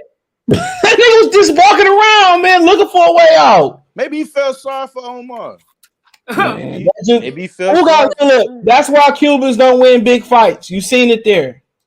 Not because they boring as fuck. Not because they be amateurized too much. I think he just sat there. He was just looking at Omar Figueroa. He did the same thing with Abel Ramos. Shit, that nigga Spence ain't sit there and look at his ass. That motherfucker was teeing off on his ass. I don't know, bro. Man, I got said before. That shit look crazy to me. To me, he just, what you think, Kofi? I mean, the only thing I had a problem with is after that 6th round, it's like he froze up or something. Like he didn't want to throw no more punches. I didn't understand that. Man, that nigga stopped throwing punches like after before that. After the 6th round. I think it was before that. He wasn't active. Like, I don't know, bro. Like the shit, like the whole ref shit, all that shit was weird, bro. You can say what you want, bro. I mean, like, CJ, you can say what you want. Letting that punches shit was weird, clean bro. and flush. I'm not going to take that away from him. I just didn't understand. Ugas, you standing right in front of him. You can't throw nothing like that. Something was off with that. Like he didn't have no I don't know, but he ain't assert himself. Like it was just like he was there, bro. Bro, check this shit out real quick. That's probably why he looked at him like that at the weigh-in. Like, nigga, I'm gonna show you something. I know I'm gonna lose, but I'm gonna show you something. I don't know, bro. Cause that shit. Man, Jay. Kobe, read the screen. I will help you negotiate and protect your interests in the fight against Errol Spence Jr. for free. That's protect what interest? You know how Al Haymon work. He know exactly what that contract on. He got me, but I'm gonna make sure he don't get your black ass. They gonna try to own Bud, bro. I don't know, bro. I let them own as much as they want to own. If I'm Bud, I just retire, nigga. They gonna say he dug. Who else he dug once I beat Spence? Charles really like on like niggas is really out here like, oh, he need to take 80-20 because some shit 75-25 because the nigga got 3 belts. I'm like, bro, this man ain't did no other fighter like that his past few fights. What was the splits, bro? Ugas got $1 million, he got $1.5 million, but I don't know how it's divided in the other part. 60-40 for that shit, probably. That nigga been, man, people been ignoring the signs. So we had to wait 5 years for a fight. Niggas ain't wait 5 years. Hey, niggas ain't wait. Yeah, niggas ain't wait 5 years for the Rumble in the Jungle, dude. That's that Mayweather shit, bro. You said what, Kofi? I'm not hyped for the fight. I'm more hyped for like Stevenson Valdez, fights like that. Devin Haney, Kambosos. I'm hyped for those fights because those fights got made on time.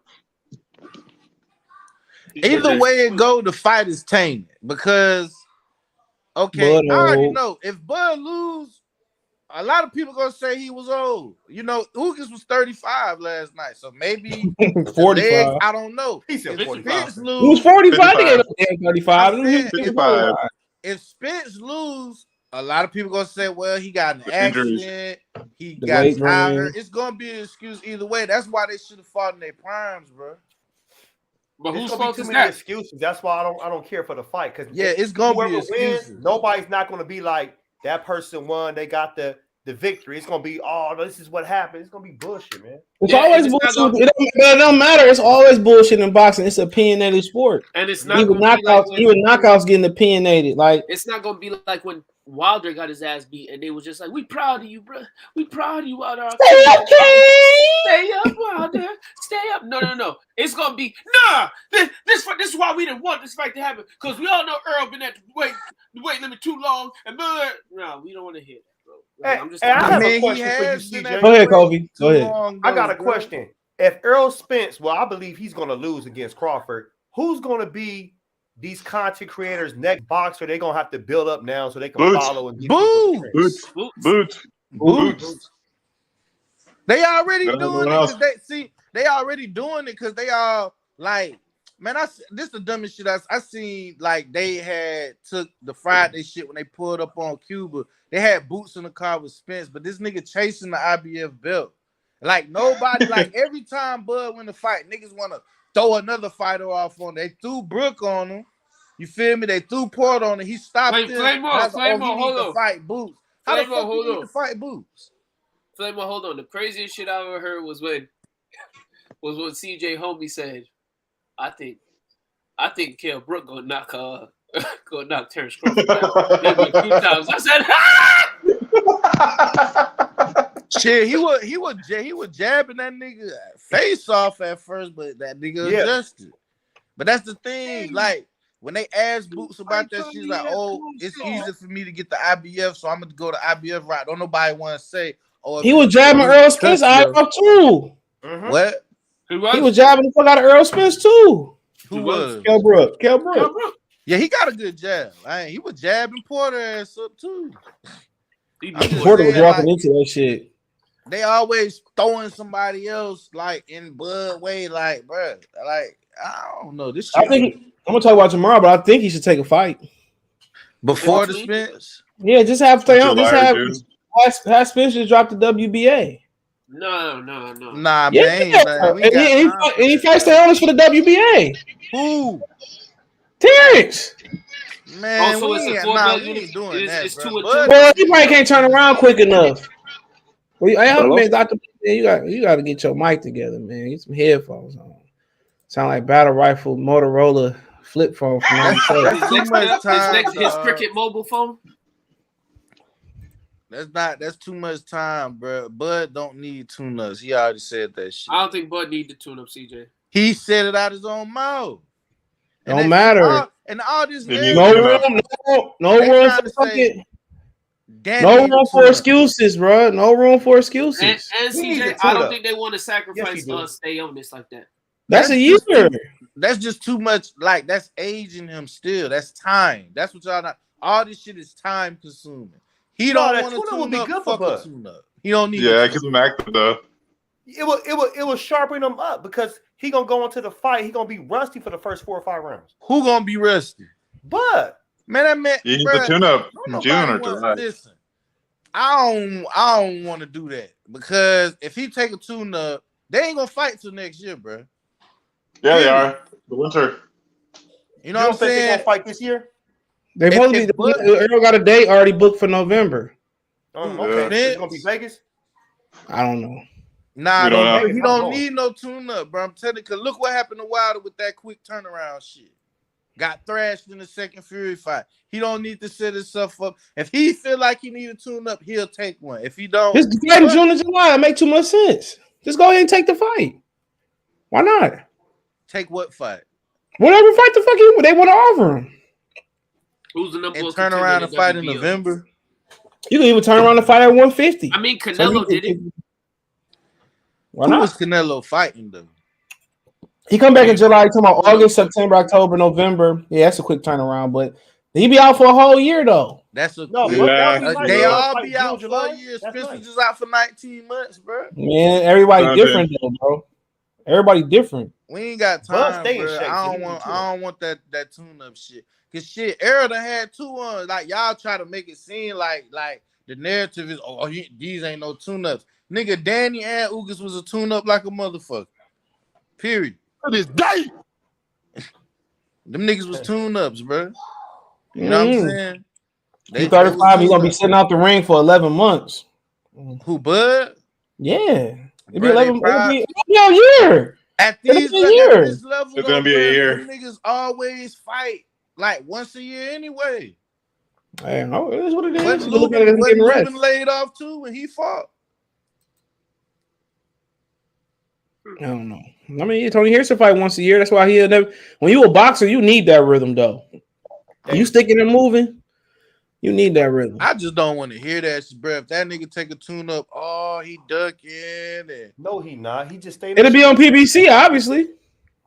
Okay, I see what you're saying. If it's on PBC, yeah, because that'll build. That's what it'll be on. It'll be on there. He can take a non-title fight. He can fight at 150. Yo, CJ, yeah. I just noticed what your avatar on Twitter was. He should fight Thurman. I mean, he could, but he don't need it. The only way that makes sense is on free TV. Everybody, go look at CJ. I don't want pay-per-view on PBC. No, I want it to be on free TV because that would give the people like, oh, okay, Crawford on PBC, yada yada yada. Yeah, it attracts casuals, and then it gets the people who are diehards even more amped for the fight. We talking about motherfucking PBC. Nigga, them boys ain't putting on no free shit. Not no damn Thurman and Bud. You know what? It was talks about Floyd fighting Andre Berto on free TV back in the day. You know, they ain't never do it. He said Floyd was probably like, my name, listen, Leonard, Al. That nigga would have been doing Super Bowl numbers though. They call me shit, bro. If you want to be honest, they don't call me free, man. They call me. If you want to be honest, dog, I don't do anything for free. This shit. All right, let me get to the. I gotta get through the comment. I gotta get to the comment section. So they saying the fight fixed. I don't really believe so. Y'all need to stop wishing. He stopped with that shit. I don't think it's fixed.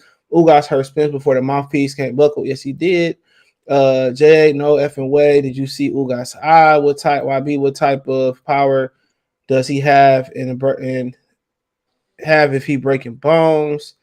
I mean, Ruben. I mean, Triple G had bone breaking power, but he ain't break Canelo shit. So hey, it is what it is. Support the channel. Cash App $ CJ Good 313. Bud can't outwork Errol. Nickelback. He says Ugas has always been this way. Doesn't throw combinations. Deuce 1042. Jay say you straight hater. You never seen UVAs fight. Obviously, who is UVAs? I don't know who that is. Yeah. So y'all going to release the Bud protective custody. Ben Israel, you funny. We ain't seen you in like 6 months. And you pop up. We ain't seen you since October. You out here talking cash shit, bro. Ruben Length versus EJ put the pressure on him. He did. Josh J say what you gonna do when Bud lose? You go, man. Like I said before, I've been watching boxing for 30-something years. You think I ain't never seen my favorite fighter lost? Exactly. Like, I seen Roy Jones lose after Antonio Tarver. TJ said he wanted to turn his table over. Man, I wanted to go ride on. I wanted to go ride on Antonio Tarver ass. I ain't gonna lie. I wanted to go strap up. That night, that shit messed me up. Man, I think let me finish. Oh, my bad. He said Jay said it was he was hurt to the body in round 4, had his over broken mid round 3. No, the fuck nigga Derrick James said the nigga hurt him in the 7th, bro. These niggas need to shut the fuck up. He was hurt to the body round 4. Niggas don't be knowing what the fuck they talking all right, about. not style J8. Nah, it's the body work. Shout out to Ernest. What's going on, brother? Ugas got his eye broken in the 7th. All right, once he hurt Spence, he stopped throwing. Blood said he laughed, and that body work forced Ugas to keep his elbows in and protect his body. Said CJ, my friend got. So he said, CJ, my friend got 2 tickets for $50 for the Spence fight. I ain't gonna say who told me this. They said that they had all type of football teams and cheerleaders in there. Exactly. After fighting Terry Jones, I come to the hood and I have tickets for you niggas. I mean for you people. Why they had them in the fight? They had Girl Scout girls in there. They didn't reach their quarter. They had Charlo. They had Charlo hot asking about Bud. That nigga always get out of position when you ask this nigga about Bud. Nigga twirling this shit. Ugas, he didn't go fight for Honduras, but he did say, "Give me that Mickey motherfucker." CJ, he be like,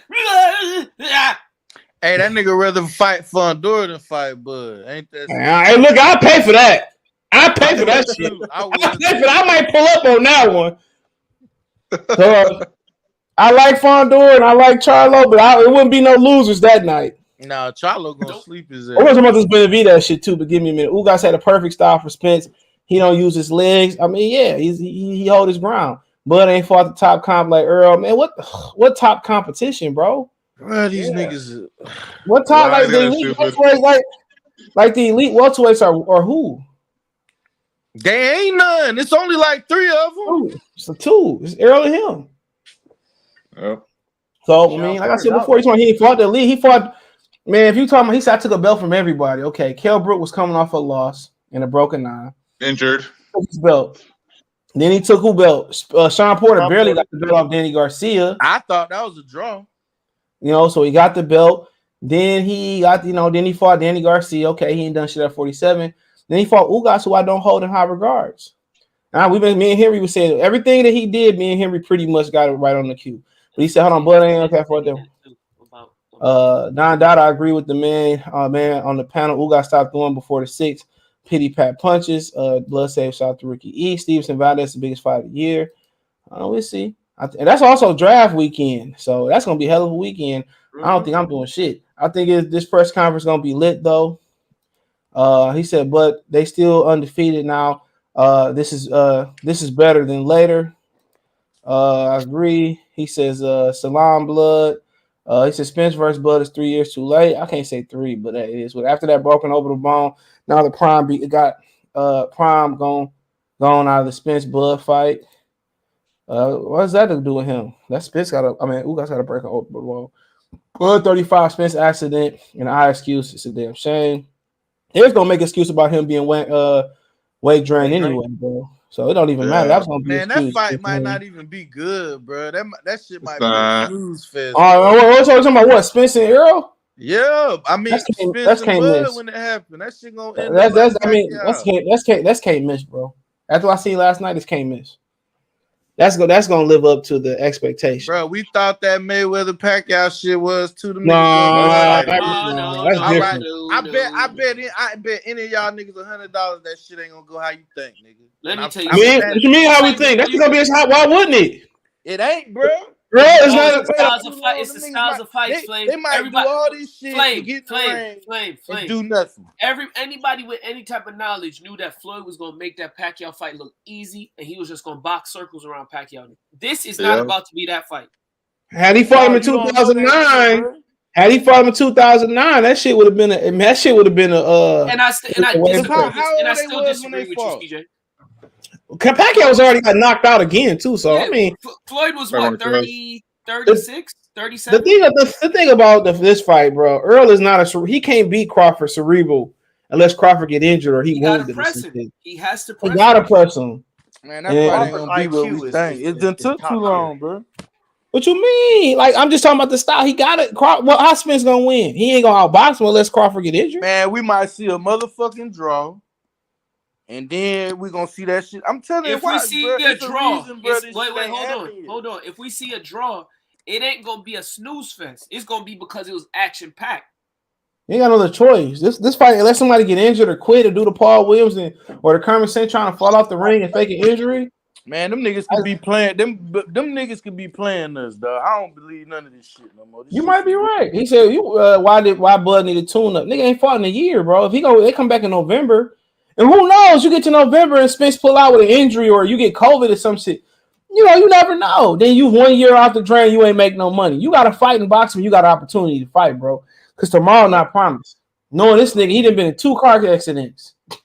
What if Bud gets beat by somebody? Then what? We don't got. It's a chances you take, and so be it. It wasn't Spence. Take that chance, though. Yes, you do. Like, why would you at 35 years old? Why would you wait a whole year for the biggest fight of your career? That makes zero fucking sense. Nah, that make a lot of sense. The older you are, the more active you got to be. Roger used to tell Floyd that all the time. You can't sit out. You act like this man don't be in the gym, bro. The gym is not a supplement for a real fight. I'm sorry.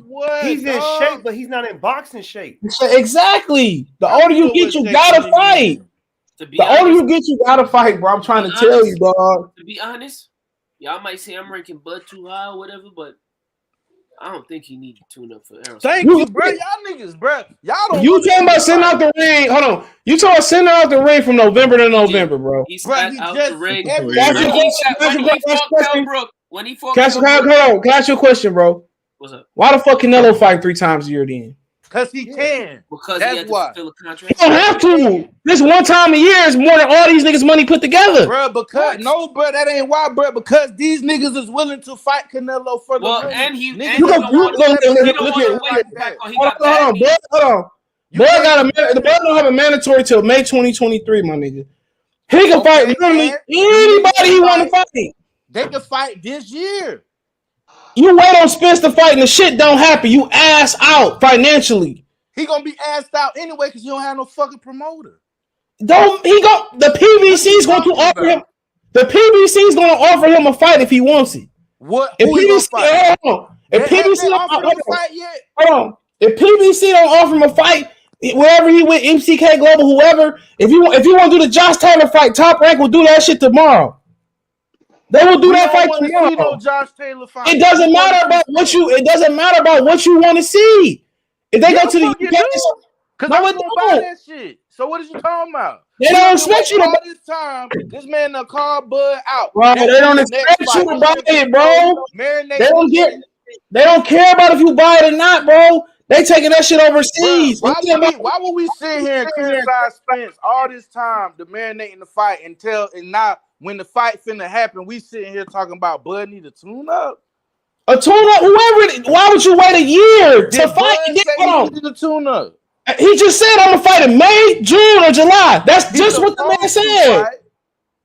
That's exactly what he said. May, June, or July. That's what came out of his mouth. June or July, though, bro. He not gonna fight Spence this year. Spence already got a fight lined up. Who knows? He probably won't fight him anyway. You wait all that time and then he get hit again in the card. Then you ask out for 2022. You didn't make a fucking dollar, especially if you don't win the lawsuit.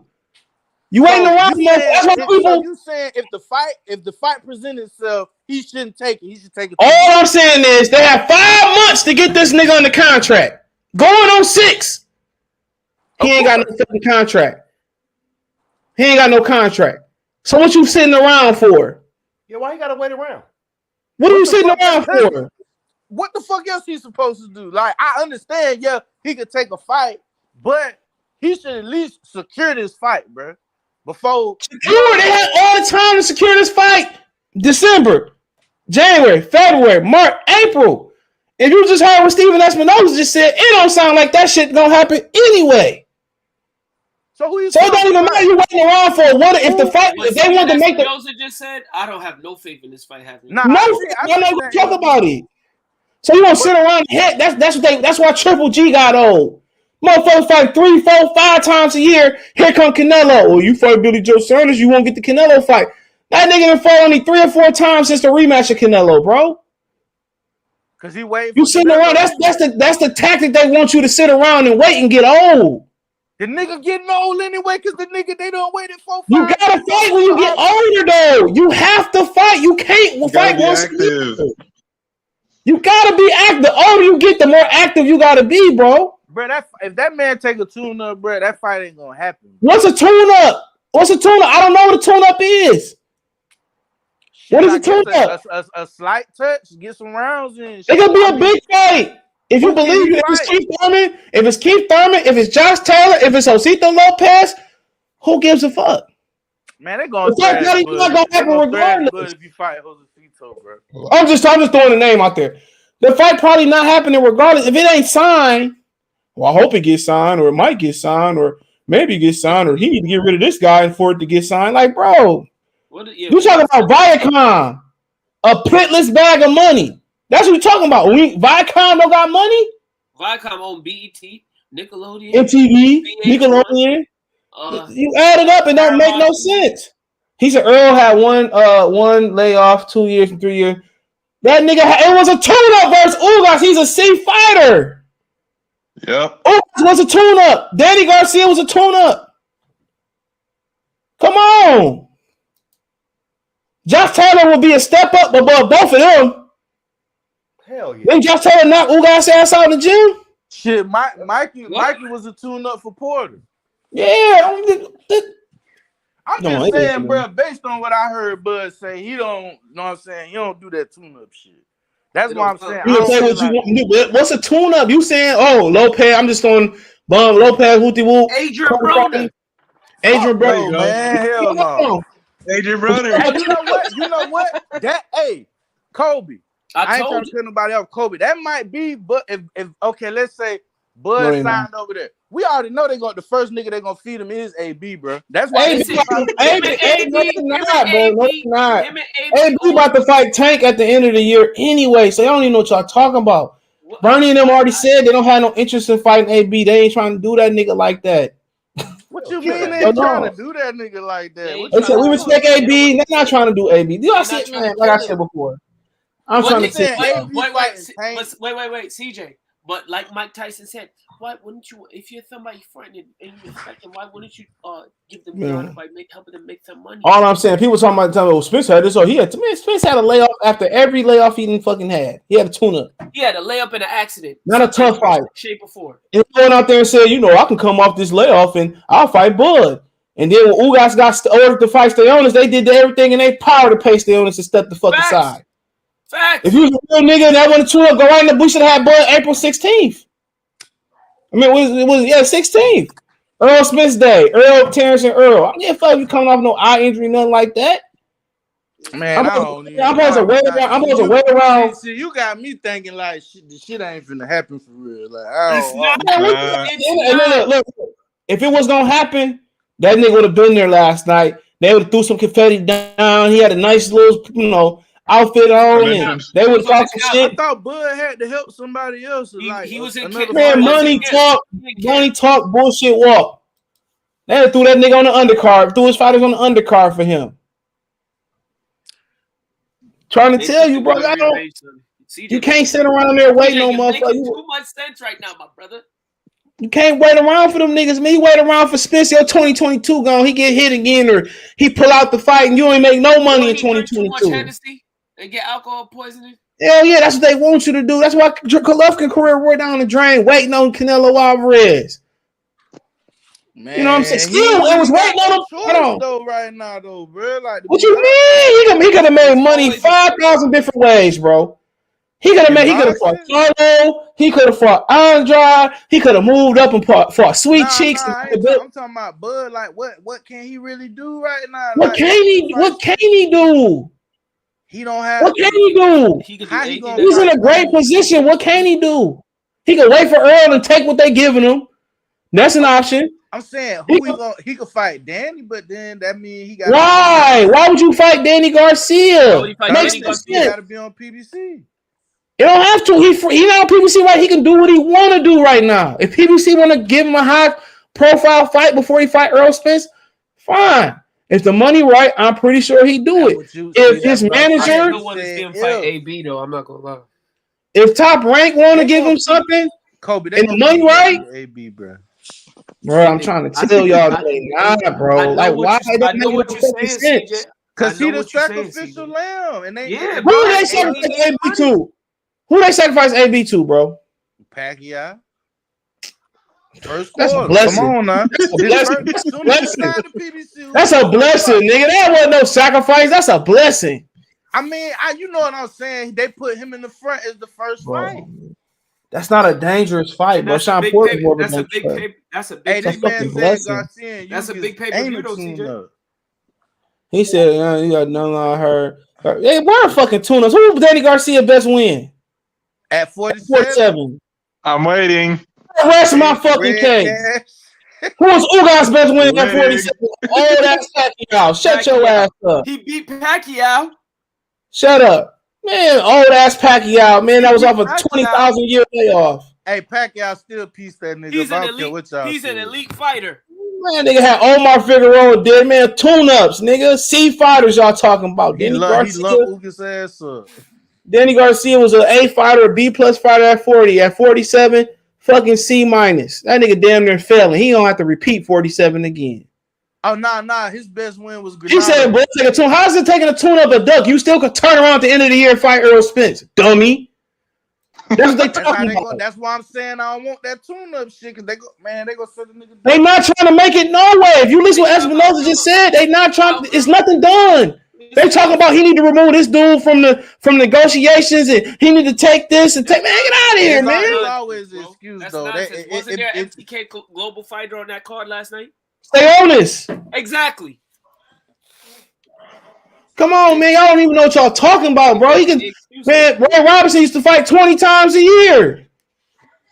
15 rounds. He's like his second fight was like a 15, 12 rounder. Yo, these dudes really be listening. They be listening to what we be saying. Talking about some with that talking about some how Earl can't fight outside Texas, but he was fighting Pac in Vegas. Yeah, that's because of Pacquiao. It wasn't because of Pac in Vegas. It wasn't no. Yeah, no, but I'm saying he was only getting that fight in Vegas because off of Pacquiao back, not because of Earl. Earl fought for three titles last night. Ain't no venue in Vegas won him. What you talking about, bro? You know what job say but two ever are problems for anyone. I don't maybe right. I've been told them boys that shit. Them niggas said I was crazy talking about Stanionis, man. That dude, that nigga something serious. Man, motherfucker get his ass whooped by either one of them. He'd beat Ugas. How about that? I'm saying they'll beat him, but shit, it ain't gonna be like no easy walking. It's not supposed to be easy at this level, so it's not gonna be easy. Y'all say the man was trash though, CJ. No, nobody said he was trash. Oh, trash. Y'all pick Butaev dirty. I be talking about. Well, you know, Earl came back and fought dead. Man, Sean Porter wasn't even no. Come on, that was supposed to be a fucking That's supposed to be. That was a tune up. I wouldn't even be fighting you if you ain't had no belt. Hey, real shit though. The Thurman fight. I think that's the fight. That was the fight to make, bro. I don't know why they ain't fight. They saving that for last. It ain't Bud Thurman. Man, Thurman said in November I was fighting to keep Errol Spence. So they already had it planned, and that's why Earl sent that tweet out. They said it's over for you talking about fighting Keith Thurman. I already told y'all, bro. Nigga, you gonna do it? Look here, man. Look, Deontay Wilder. Deontay Wilder wanted more money to fight. You know, because Anthony Joshua was getting all this money. Man, they scraped up $20 million to give Deontay Wilder for fighting Dominic Brazil and Luis Ortiz. And for a fact, when he fought Luis Ortiz the second time, they was letting niggas in there for free.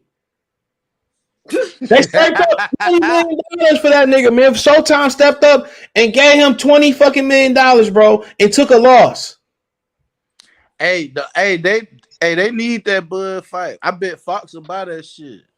Man, Fox about to get out the game. They don't need that shit. They done got finesse, bro. Alden finesse them boys. Of course, they cut their licensing fees and all they budget on to PBC. Hey, when them niggas first signed, they don't need football and baseball. They don't need boxing. In WWE. When they first signed, and NASCAR. Sorry. they were saying like they had the PBC, the Premier Boxing Champion. They was like, oh, such and such amount of championship fights a year. Them niggas ain't getting really shit, bro. Because they didn't produce the numbers, bro. They not even doing was popping up with COVID and injuries and all types of shit. He said this might be an unpopular opinion, but Ugas just laid the blueprint on how to catch Spence. You're gonna take a tough dude to stand there and put damage. Man, all you gotta do is just move your fucking feet. That's it. Hey, Ernest Johnson, when you hurt that nigga, you gonna get that call from upstairs. They gonna hit your trainer earpiece, let you know, like, hey, chill out. Calm down, bro. That's just what Ugas do, bro. Like, oh, if you watch his fights, that's just what he do. I'm saying, okay, in a real fight though, any boxer. I mean, come on, bro. You heard a nigga like that yourself. You jumping on, bro. That's just what he is, bro. He done it over and over again, dude. He's done it time and time again. Only fight he didn't do it was with Ray Robinson. He said, y'all don't want to see Bud take a fight in June. I'm tired of waiting at the end of the year for him to fight. It's a rare that Bud get in. At the end of the day, if he take a fight, get injured. Hey, it depends. At the end of the day, you wait around for Errol Spence. Go ahead, wait around for him. You can get two back instead of one. Who he fight? Hey, when Boots fight? May 14th. Ain't fight Boots. Bro, he can fight Josh Taylor, bro. He can fight Cody Crowley. Errol Spence could drop the WBA. He could pick it up and fight Stanionis. It's a lot of shit he can do. Why wouldn't? Stanionis said, I'm not stepping aside anyway. So you got to pay him to step aside. When the WBA mandatory do? No! Nigga, you forgot he stepped aside? No, it's due. So he can't. So he can't fight Bud anyway. They already saying that they already said they not stepping aside, bro. I already told you if Viacom and Steven Espinosa, if this fight was big, bro, if this had to do with Canelo, they would have got their investors, whatever they didn't make, they would have made it up for. They made sure Caleb Plant got paid $10 million to pay Canelo 40 or 50. So okay, boom. So that shit is now. So what about the IBF after this Boots fight? No matter. They control Boots at Showtime. They can just pay him to shut the hell up until it's time. Boots already know when he getting his title shot. Why they can't control Stanionis the same way? What you mean? He don't fight with Showtime? No, he's not. He's a MTK Global fighter. Oh, so he already stepped aside too already. Boots is fighting the title eliminator for the mandatory. Stanionis is already the mandatory. He's a mandatory. So Butaev is PBC? I don't know. He was top ranked. I guess he PBC, bro.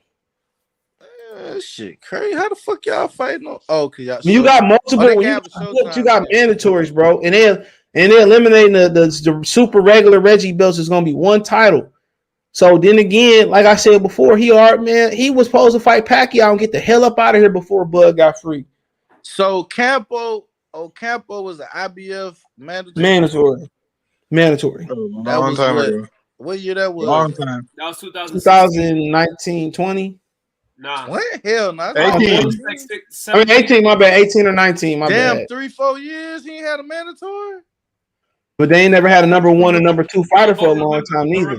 But remember, there was supposed to be an IBF mandatory, but remember, it was nigga pissed hot or some shit. No, Qdoba lost. No, it was a draw. No, he just lost too. It was a draw at first, CJ. Remember between? With I forget who you drew with. Between who? Campbell 2018. Between my son that Boots is about to fight and the one that he knocked out before. Lipinets and what's his name? Remember it was a robbery draw. Clayton? I don't remember that. Clayton. Yeah, it was a draw. Clayton. Custio Clayton and Lipinets was a draw. That was it was. Man, I thought somebody pissed hot, bro. Ain't got shit on me. That's I'm gonna have y'all playing basketball in Pelican Bay. He said YouTube is a double two. Hold on. YouTube is double two. I just realized people blood don't need. Bruh, the older you get, my nigga, it's not even a tune-up. Why would you wait around for a nigga who fight every other year, nigga? Why would you sit there and wait? You wait till November, he get injured again, you ass out. This honestly financial one-on-one. If you have an opportunity to maximize your dollar amount in 2022 with the recession supposed to be coming again, why the fuck would you fight twice? Huh? What? Why would you wait around for a dude who been very inconsistent? That shit, they got to figure this shit out. And if it was to a point where he was for sure gonna get this fight, why they already signed? April 17th. Yeah, if he was though, they would have got him in the ring some kind of. Yeah, you're right, man. Y'all don't know what y'all talking about, bro. If they had the money, if they wanted the fight to happen, it would happen. Don't listen to what Spence say. Spence been lying in the whole saga. The Namekian saga, the Android saga, the C line, all those away. He do not control his career. That's why if you listen when Keith Thurman beat Barrios, he said, I want to get a tune-up before fighting Errol Spence in November. He said that. They probably owe him that, though. That's probably why he dropped that belt back in the day. Bro, they said when Bud turned down the last offer, one of the last offers, all of a sudden Keith Thurman popped from outside the top 44 in the WBC to number 3. I'm looking at it now. That nigga is number 3. He was outside the top 40-something. And beat a nigga who just wasn't even ranked. And got stopped at 40 and moved up. That's what I'm telling you. People talking about, well, he don't need a tune up and this, that, and the third. Y'all don't even know nothing about boxing, bro. You don't know nothing about boxing. You don't sit around and gym work don't translate for everybody. You in sparring, you have more chance to get hurt in sparring than you do a real fight. If you sparring 30, 40, 50 rounds per camp, and you fight 10 or 12 rounds, that's why older fighters fought to stay sharp. These niggas stay in the gym to stay sharp. Shit, that nigga fight Michael McKenzie. Bro, he can fight who the fuck he want to fight. Get your money. You waiting around for Errol Spence. If they were serious about it, pay me for 2 fights. Pay me for 2 fights. I think he should fight Cody Crowley. Bro, he can do whatever. He want to fight Crowley. He want to fight Josh Taylor. He want to go up to 150 and take a tune up there. Who do whatever will make you happy. Who gonna make that fight happen for him though? He don't have a promo company. Bro, he don't have to. So he can sign with anybody to get a fight, bro. MTK Global can make him a fight overseas. Oh, they can make him a fight overseas, bro. Okay, I got you. He can do whatever he want to do. For one fight, he can sign with Oscar De La Hoya for one fight. He can sign with PBC for one fight. Like I said before, y'all just like, oh, this shit gonna happen. If it was gonna happen, it'd be signed, sealed, and delivered last night. Facts. They would have had him there, did an intro. All they doing is what they doing to Triple G, bro, sucking the prime out of him, waiting on one big ass fight. Man, sitting around I had my hopes up and shit. I don't like that shit, dog. Trying to tell you. They ain't say nothing was signed. Yeah, they've been talking for 5 years and we ain't got nowhere. And come on, CJ, listen. When Mushmouth was talking, you got to allude to what he said. He said, "Yeah, your athleticism, you go away after a while. You say other fighters hating on us, and then he's alluding to the fact that we aging him out. Of course, that was the plan. He pointed it out. You know what they need to do though? They need to make that shit to where a title holder can also make their way into a mandatory spot. That'll kill all that shit. Like I said before, man, people be in here talking about shit. They don't have nothing. They know what they talking about, bro. Nothing. You know what you talking about. The older you get, you can't wait around, dog. That's an actual fact. You start to wait around. You talking about it's too risky. You talking about it's too risky. What's too risky about it? If it was too risky, motherfucker a nigga already have a contract to fight Errol Spence. Well, but Floyd did it. That's Floyd. He had bad hands. And Cotto got in his fucking ass too. Victor Ortiz was getting in his ass. That's what it's too risky for him to do this, that. You speaking of if he has a contract to fight Errol Spence at the dollar amount that he wants. He signed the Showtime. 1, 2, 3. Are you speaking of that Showtime offer him a lucrative contract? No. I'm talking about Floyd. When he signed the Showtime, he was fighting twice a year. He had 6 fights with them. He fought like twice a year. Okay, yeah. He did. Can't use him, so... Bro, you gotta understand, bro. You waiting around for something that's not, even if he signed to fight Errol Spence, it's not a sure thing. Unless they give you some of your money up front. That nigga finna fight Thurman. I'm kind of convinced of that now. All I'm saying is you waiting around for a nigga who fight every 2 years.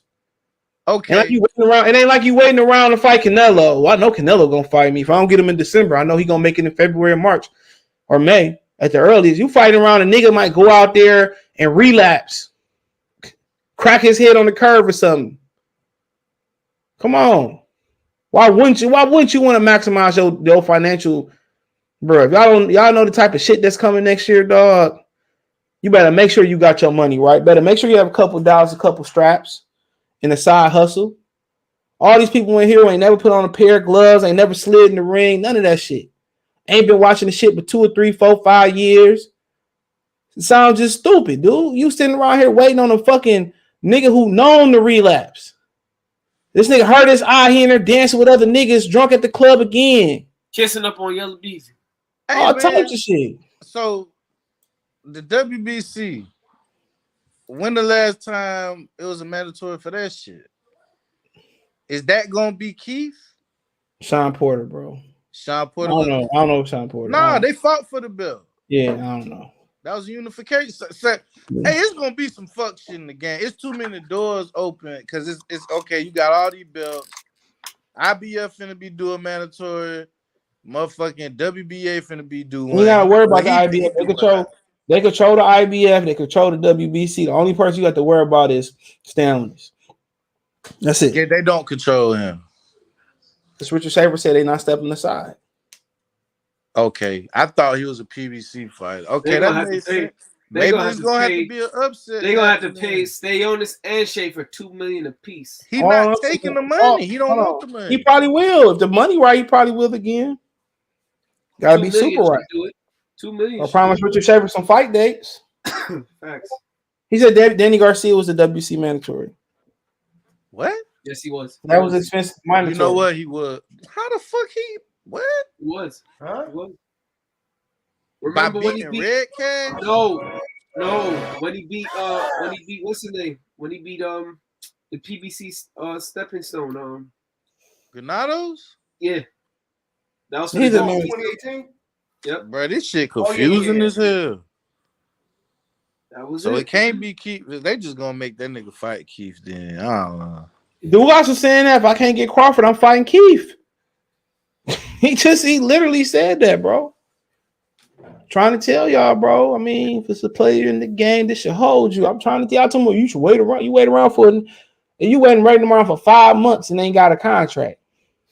But how the fuck you gonna fight in June if you ain't got a contract anyway? Who you gonna fight? Okay, I don't even want to reference this comment, but here you go, right here. I don't even want to reference this contract. Hold on. Read it, Kobe. He don't need a promoter, you idiot. These promoters salivating over Bud Crawford. These dudes, Spence protectors, illogical. Shut up. Thank you, I want to go so man. There you go, bro. I don't like being called names, but I'm gonna let anybody be had this nigga De La Hoya on his hands and knees saying, I want to look over your contract and protect you. Please. He said, how the fuck you don't need this what I mean by promoter. Why this nigga, I ain't gonna go there with a nigga talking on the internet all crazy, but my he nigga, said in the Discord, the fighters that this nigga need to fight have promoters. So if the promoter don't offer this nigga no money, how the fuck he gonna fight him? MTK can't get no Keith Thurman and no motherfucking none of these names to fight, bud. He don't need a name to make no money, nigga. He can fight Josh Taylor. And they gonna pay that nigga $10 million to fight Josh Taylor. Come on, Flame. You're missing the point. The point I'm talking about. Question. Hold on, let me ask you a question, bro. You think this nigga really don't have a plan B, bro? I ain't say you didn't have a plan B. Okay, I'm talking about you just being selfish. You being selfish. That's what you being. Selfish. You being selfish, Flame. How? The point is for him to stay busy. If he stays busy, then guess what? He could beat on Josh Taylor if he wants. Josh Taylor has a spot to be a #1 mandatory. He could sign a 1-fight deal with Top Rank, whoop Josh Taylor, and go right into a. He don't necessarily have to do that. MTK Global could just make that fight. MTK Global, they could be without Top. But overseas, they could be the manager and the promoter if they want to. That's I'm talking about TV rights for us to watch. I'm just saying, after that last fight with the shit with Josh Taylor and Catterall shit, bro, that shit. It don't matter what you want to see. It matters He was about blood on. staying busy. You know, and then they don't. He not going overseas for you to see it. Yeah, he doing this to stay busy and put some money in his pocket because we all know how Yellow Belly act. Man, that shit go down. I don't know, bro. I'm not. Look, I'm not against none of this shit. You know what I'm saying? Let me make. You just been waiting for 5 years. I get it, bro. Yeah. I'm just like, you know what I'm saying? Josh Taylor, okay, like that's cool, but it's just like, god damn, like. This shit is just like, it's like every time it's a step forward, it's just like 2 steps backwards. Well, man, bro, if it was really about him being free, he'd be signed, bro. Steven Espinosa just told everybody what the deal was. Shout out to Town Business. If y'all want to hear what he said, go to his channel and watch the video. You hear it out of his own mouth. I'm tired of hearing the bullshit. Whenever we try to talk sense in these people's dumbass ears, they sit here and they come up with every illogical excuse that they could come up with. Bro, they don't want to make the fight. You have Mushmouth out here talking about some, well, y'all pick me off. Yeah, y'all picking him off because he don't want to see his fighter get sparked. They don't want the fight. And guess who messed up the fight? Guess whose fault this is? It's all Earl's fault. Because if had he not flown out of car, had he not got touched up in sparring, guess what? He would have fought Pacquiao, beat him, moved up, fought a tune-up fight at 54, a feel-out fight, moved up to 60, and called out Canelo. He'd be trying to fight Canelo this May coming up. That's a fact. It is what it is. Why they just want the goddamn just say they don't want to fight? I don't, man. This shit. Because Texas too proud. They said that Derrick James said that he threw the fight, bro. Versus let's see what he said. No. What that meant was guys in the room against who? Some solid guys along the way. Sean Porter, to be fair. Oh man, Sean Porter's daddy said I was gonna stop the fight before the fight. Didn't he say that? Mm-hmm. So what does that mean? I think No. What that meant was he was showing Sean he's still the boss. There was a power struggle going on in the ring. And what did Sean do when his dad did stop the fight? What did he do? He retired and didn't tell him. Ask him when the last time he talked to his dad.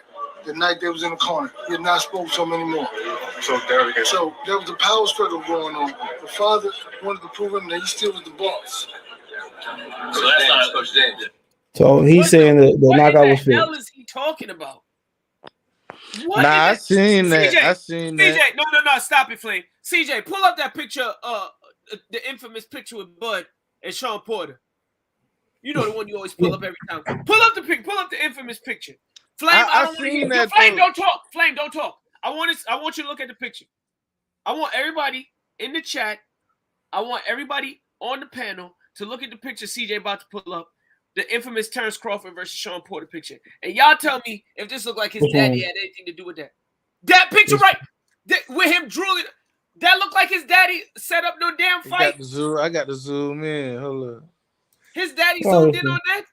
This nigga yelling on the He floor. look like I'm just tired of these niggas just regurgitating with them niggas. Suckers, man. Nah, I seen that though. If it's fake, then get in the ring. Yeah, it's just that, bro. Everything Bud do, bro, good. It don't matter, bro. They gonna always downplay that shit. That's all I got. Always. It's never always. Look at that. That looked like his daddy had anything to do with that ass whipping. He beat the hell out of it. He never been done like that. The man was dribbling and drooling on himself like he was a newborn baby. Say he seen his legs shaking. It was. It was talking about something. It was a power struggle. His dad wanted to show him he was still born. Get the hell out of here, dude. And then he said, and then he said through the lie, say, they ain't spoke since, right? Yeah. Then Kenny said they went to breakfast the day. They live across the street from each other. He said he walked over to his son's house the next day. Stupid. What is he talking about? I heard the interview with Kenny Porter. Yeah, he did. Stupid. What are you talking about? Like Kenny's not. Why would Kenny not want to beat Terrence Crawford? He gets paid when Sean gets paid, dumbass. Shit, he ain't had to take the fight. He could have retired then. He could have. He said I wasn't fighting unless it took any other fight. He fought a halfway retired Sean Porter. Them niggas gonna always say some He shit. wanted to show that he was still boss and thinking he never talked to him since. Now didn't he? And these stupid ass interviewers don't got the nuts to go question this man. What are y'all there for? Like, come on, bro. CJ, I see why you don't want to. You ain't trying to be on the beat and. Because we're gonna be fighting, dog. I tell you that right now. Facts. I just walk away, bro. I'm like, all right, bro. Thank you. I would literally tell him right there. I'd be like, yo, you lying, and walk right away. Come on, man. This nigga face, bro. Look at him. That look like his daddy set him up, bro. If his daddy set him up, he don't love him too much. Hey, that shit was gonna end bad for that nigga if he didn't, dog. If he didn't stop it. Still ended bad for him. He wanted to show him who's boss. That's what y'all telling yourselves at night? He said, I never seen my son done like that. In the amateurs, I've never. Kell Brooks, I've never been. Tell him what Kell Brooks said, CJ. I've never been hit like that. No, I was saying, he said, well, I've never felt anything like that. And just imagine, bro. Hopefully, just imagine when they do fight, what's gonna be the fucking excuses, dog? Yeah, but he said it's too early to say right now, but I will say this. I've never felt anything like that before in my life. Imagine they'll be saying after the fight at the end of the day, bro. I'd rather that nigga fight Jermell Charlo, dude. Even Me though too. He don't want that fight either. You bring up his name, Jermell just go. Tasmanian devil. Get mad. Man, you need to go find something else to do. You can't just come up here and you ain't fought at 54 and you want to fight me. Yeah. Call my name? My name? Damn, Bud. That's fucked up. Bud got it rough, dog. You got here whooping on people. Niggas man. really don't want to fight this nigga, dog. Like, ain't nobody really want that smoke like that. Like, nobody. Shit sad. You know, you got Virgil. He whatever happened to him. Boots fighting Clayton. He won't. Man, boxing is just a fucking joke. It's just too many people who got a platform who don't know what they talking about, bro. They talk business and don't nobody know the business, right? Nobody ever made a boxing fight on YouTube. Can't budget a checkbook. You know, only person that said they can do that is Ness with Border Wars. That's it. You know, that's not even a real fucking boxing event. No offense. The snitch? We're talking about him? Man, like it's the blicky with the 50 Yo, that shit is crazy to me, bro. Like niggas say, man, I'm gonna wait around for a nigga who had a layoff for 19 months, then turned around before that, he had a layoff for a year. Like I said before, man. I mean, at the end of the day, it is what it is. And I remember when Bud and my dog was over here and shit, and he don't really know about boxing. He a casual and shit. And I was like, yeah, man, look at the little first picture right there. I'm like, look at the who you picking, bro? He like, I don't know, man. Dog with the fro look serious, my nigga. I don't know. I'm gonna pick dog with the fro. Come on, Sean Porter. Yeah, he picked Sean Porter talking about his fro, man. That nigga got there, came back the next day, man. That nigga beat the shit out, dog. He was out here drooling on himself, banging on the floor. And people going around and say, "Oh, we don't believe in tune-ups." Like, bro. Oh, don't take no tune-up. I mean, Spence, I don't know. I'm just Spence fan ain't pop. They like, bro. For one, fighting another world champion is not a fucking tune-up. I mean, to be honest, dog, if that nigga Spence just somehow vanished off the earth, that'd be the best motherfucking plan. Cause you're not gonna fucking get, satisfaction. If Boy go in there and beat him, it's gonna be some excuses. Only satisfaction he gonna get without beating or fighting Errol Spence is gonna beat Jermell Charlo. I mean, he better than you anyway. That's the only satisfaction you gonna get. At this point, the best fight to make, he all talk about what he done at 54. What did Floyd do before he moved up to fight De La Hoya? Nothing.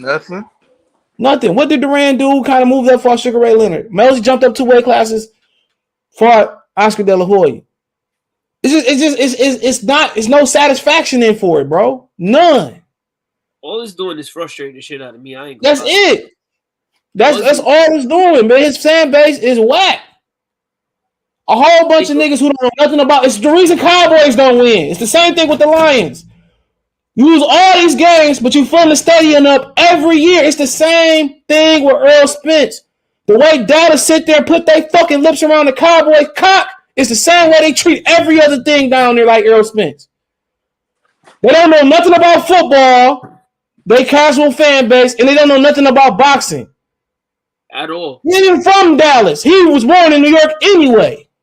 Brentwood, New York at that. Get out of here, bro. They don't know nothing about the fight game. They sit there and want to be next to his oily fucking ass after the fight. They rather take pictures and put their arms around other grown men, bro. I don't stand on that, bro. And then wear t-shirts that say big fit. Walk right past the female fighters. Walk right past the female fighters. Right past the female cheerleaders and Tecate girls to go hug up on other niggas. Look, CJ. And they run right past a whole bunch of females to run to the t-shirt stand and wear shirts that say big fish on it, which is just questionable. Get out of here, man. I'm tired of it, bro. If Crawford retired tomorrow, that'd be another great motherfucking outcome. Forget it.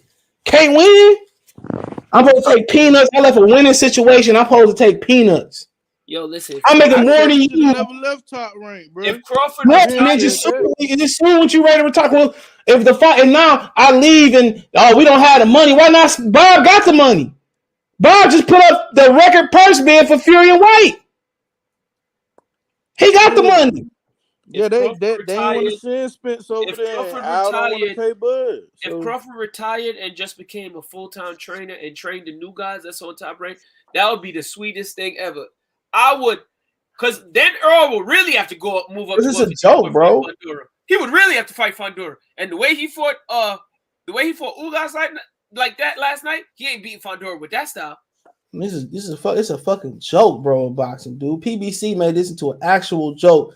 You don't have a big fight on your resume in the lower weight classes. Make it happen. Shit, I think Lubin would have gave Spence some trouble for real. Gave him some trouble. It don't make no sense, bro. We after the fight, we still don't have a resolution, bro. Everything's still a speculation. We still don't have a resolution. That's what they want. They don't want the fight ever to happen because they want to keep making money off of, what if Crawford lose? So be it. It's the fight game. Everybody step in there with a chance to lose or get injured. In the fight game, you never know. Shane Mosley got old in the Floyd Mayweather fight. Right before your eyes. You never know. Literally in like a round. You never know. And that man already pointing to Errol Spence, trying to point to them, trying to make him fight Keith Thurman. He said it on his mouth. Man, they put that case on Kinahan to stop the fight, bro. It is what it is. I wouldn't put it past those niggas, man. Who care? After everything that's going on, food going up, gas prices going up, everything going up, you talk about some fucking Kinahan. Hey, and them motherfuckers say, I'll give you a few niggas from MTK, but I ain't gonna give you no niggas from PBC. Man, get out of here, man. They the main ones that don't have no damn no actual capital. You know, who want to buy their fucking catalog anyway? They fights be coming on at 2 a.m. on Fox 2. Fox Sports 2. Most of you niggas don't even know you have Fox Sports 2. Who fights be coming on there? PBC, 2, 3 in the morning. Fox Sports 2. Yep. Oh, nah, nigga ain't I woke up one morning to take a piss and I seen Wilder versus Fury. Yes, man. Sometimes they might come on lunchtime, 2, 3 in the morning. Yes. Right after the second rerun of Undisputed. Nigga, like, man, y'all niggas don't know nothing about boxing. That's the frustrating thing. Just shut the fuck up and be a fan. How about that? Y'all be trying to talk something like y'all can challenge me. Like, come on here and challenge me then. I'll body any of them niggas. BFB fucking teams, touching little girls and stuff and all type of stuff he got going on. I'll body that nigga. I'll drag that nigga by his fucking do-rag. Trash. Negro fight fit. Trash. 7-8 ain't been able to talk a boxer since Negro went up in his asshole. Yep. And took his fucking company from him. You know what I'm saying? All them other niggas yelling talking about boxing. It's a couple niggas over there that know about boxing. That's it. I missed all this shit, boy. God damn. Come on, these niggas is trash, nigga. You regurgitate what they saying. First they were saying, oh man, he don't need to fight Bud. Now, he bigger than the belts. CC sitting there. CC just need to sit there and watch the prison female fights. Just keep doing your channel. Keep reacting to the channel. You get more views than everybody. Go just keep doing that. You don't know nothing about boxing. Man, oh, Put your fucking maxi pad on and mind your business. Don't come in this world. Anytime Negro wanna get bodied in some boxing, he wanna throw them fucking gloves on, we can do that too. Negro fight fan, he in Milwaukee, Wisconsin, he can get it too. Nigga took your whole company, nigga, and you don't know what to do about it, bro. You shouldn't sound like you know what you fucking talking about. No wonder why Dante Boxing Nation dropped your ass on the curb. Get out of here, man.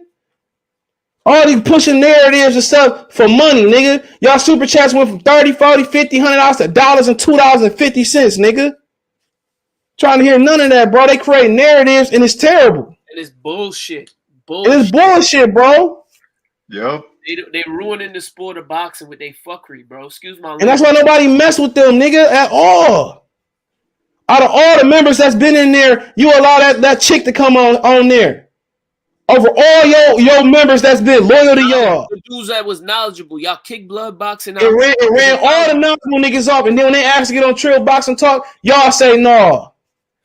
But y'all let that little skeezer get on there, man. You asking, right, what you think about boxing? Hold on.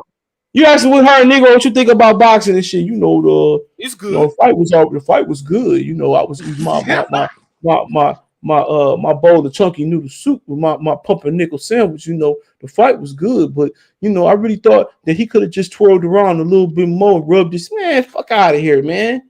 Yo, fuck out of here, man. We gotta protect the community from marks like that. And maybe 7-8 grow some fucking nuts and come back and be what he used to be. And I ain't gonna lie, dog. When I stopped watching them niggas shit, I started winning money and shit, bro. I used to lose fucking with them boys. Told you trash.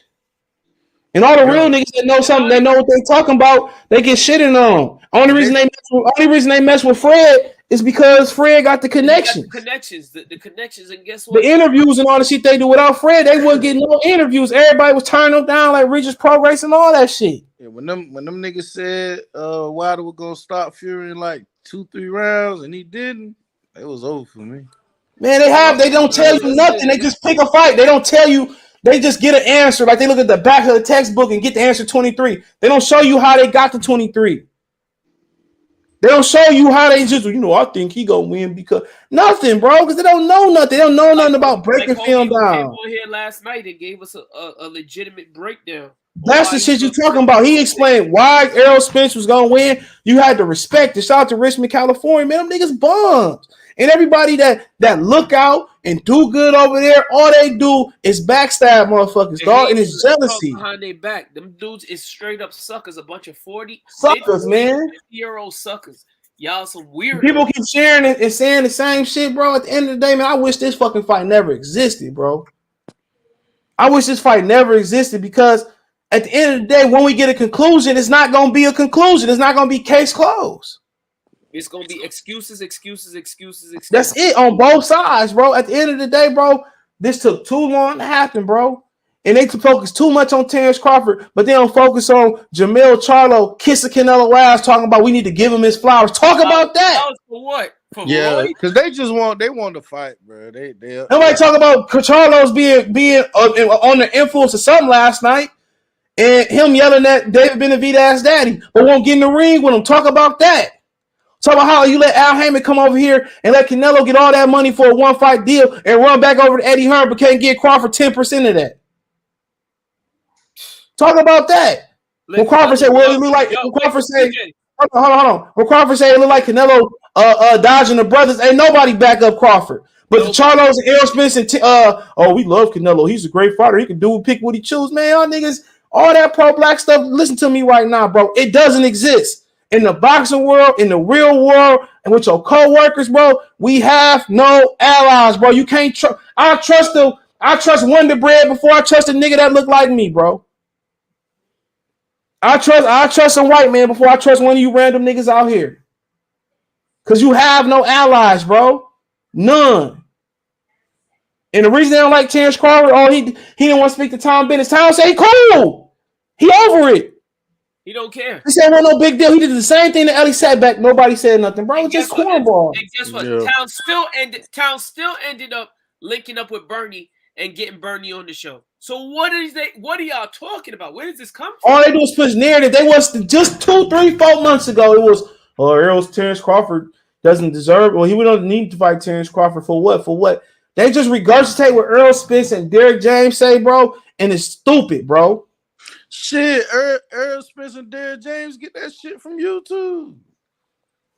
All they do is regurgitate. Like before Errol said he was gonna get a knockout. Nobody was saying Errol was gonna get a knockout, bro. I did. No, none of them niggas was saying he was getting a knockout.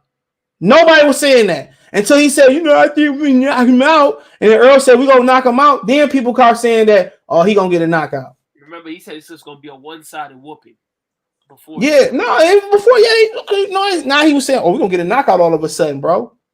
If Top Rank wasn't testing their fighters, bro, it'd be news all over their channels, bro. Oh yeah. It'd be news all over their channels. Come on, man. We could talk about how that nigga found all of a sudden ripped up. You don't stay at a weight class for damn near a decade. You all ripped up. You jittering and shit. You ain't take a deep breath. You ain't get tired. You getting hurt. Keep going on. Y'all can put Canelo under a magnifying glass.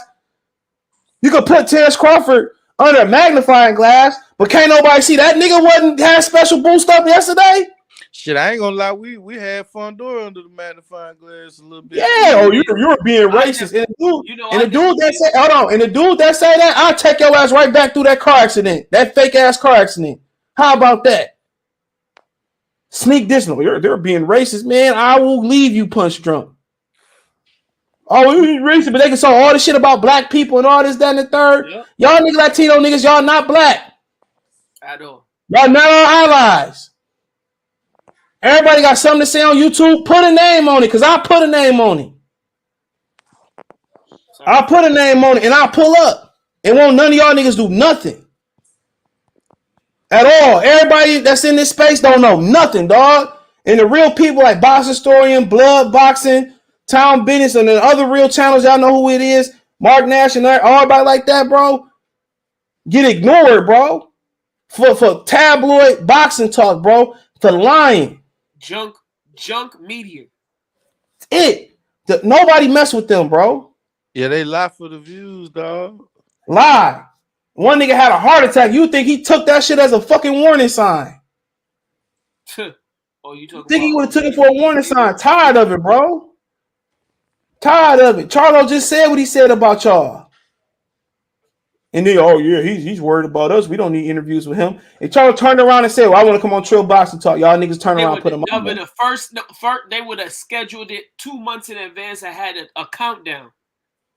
Come on, man. Nah, it was a giveaway when Bud ain't go to the fight. That was a giveaway because they would have had it all lined up.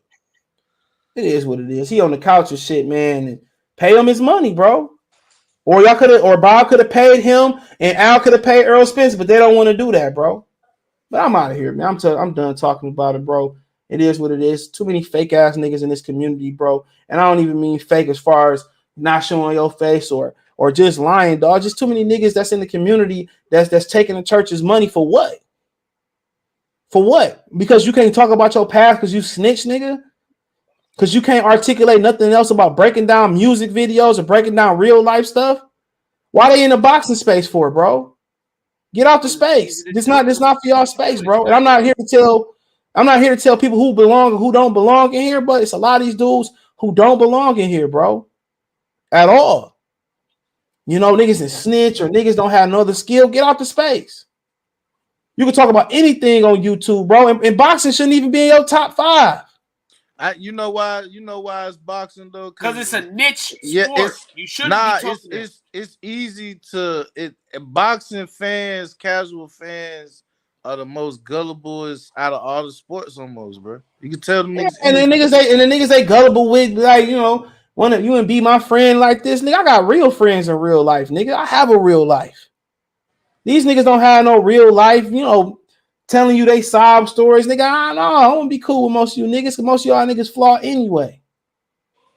That's what it is, a bunch of lonely ass niggas that don't have no friends in real life. And that's on any party that gotta be in the pack is weak individually. And that's what they is. Them niggas weak individually, bro. They can't stand on their own. All they do is yell, steal money, and niggas think that shit cute, man. That's some love and hip hop shit. That's what your bitch watch in the front room or some shit like that. I don't allow my bitch. Ain't no real nigga seeking out no drama, nigga. Come on. But Mew ain't on the last. He says he on the Tupac hit him up. He ain't playing. I don't blame you. These dudes at all. It ain't like, you probably, why you just don't stop? It ain't like I watch them. Niggas keep bringing that shit to you, dog. Oh, you heard what he said about you? You heard what he said? You heard what he said? Stop sending me that shit, bro. But they not gonna say it to nobody's face. And that's they need to stop. They need to stop popping up, bro. If y'all ain't rocking with this shit, bro, stop like just popping in. Like y'all be with like, the drama. Y'all worse. Y'all just as bad. Shit, bro. Y'all just as bad as them with the whole nonsense, bro. They come over, nigga ain't even seen. I ain't seen none of these niggas like in ages, and that as soon as the fight over, y'all popping up over here. Like, nigga, go back. Go over there, bro. And like CJ said, CJ word is that important to y'all that y'all gotta disappear for. Yeah, nigga, I'm in the you know how you like I pin you a hater. You pin the comment and shit. That's why I got to go. I pin the comment and go, oh, you hating on like, bro, why are you watching? Why are you watching, bro? I don't go over and watch the ops. Unless somebody say, oh, look at them, he got slapped or it. Man, like I said, man, I'm out on this note, bro. Appreciate y'all, man. Talk about Fury White tomorrow. I'll talk to Crawford Spence a little bit. Appreciate y'all. We out. About I'm on the phone. You on the phone? Yeah. You looking at my baby? No, I ain't looking at no, I'm good. You sure? Yeah, I'm good. All right, man. Next time we come outside, don't be staring and shit like that. I don't like that. I wasn't looking at him.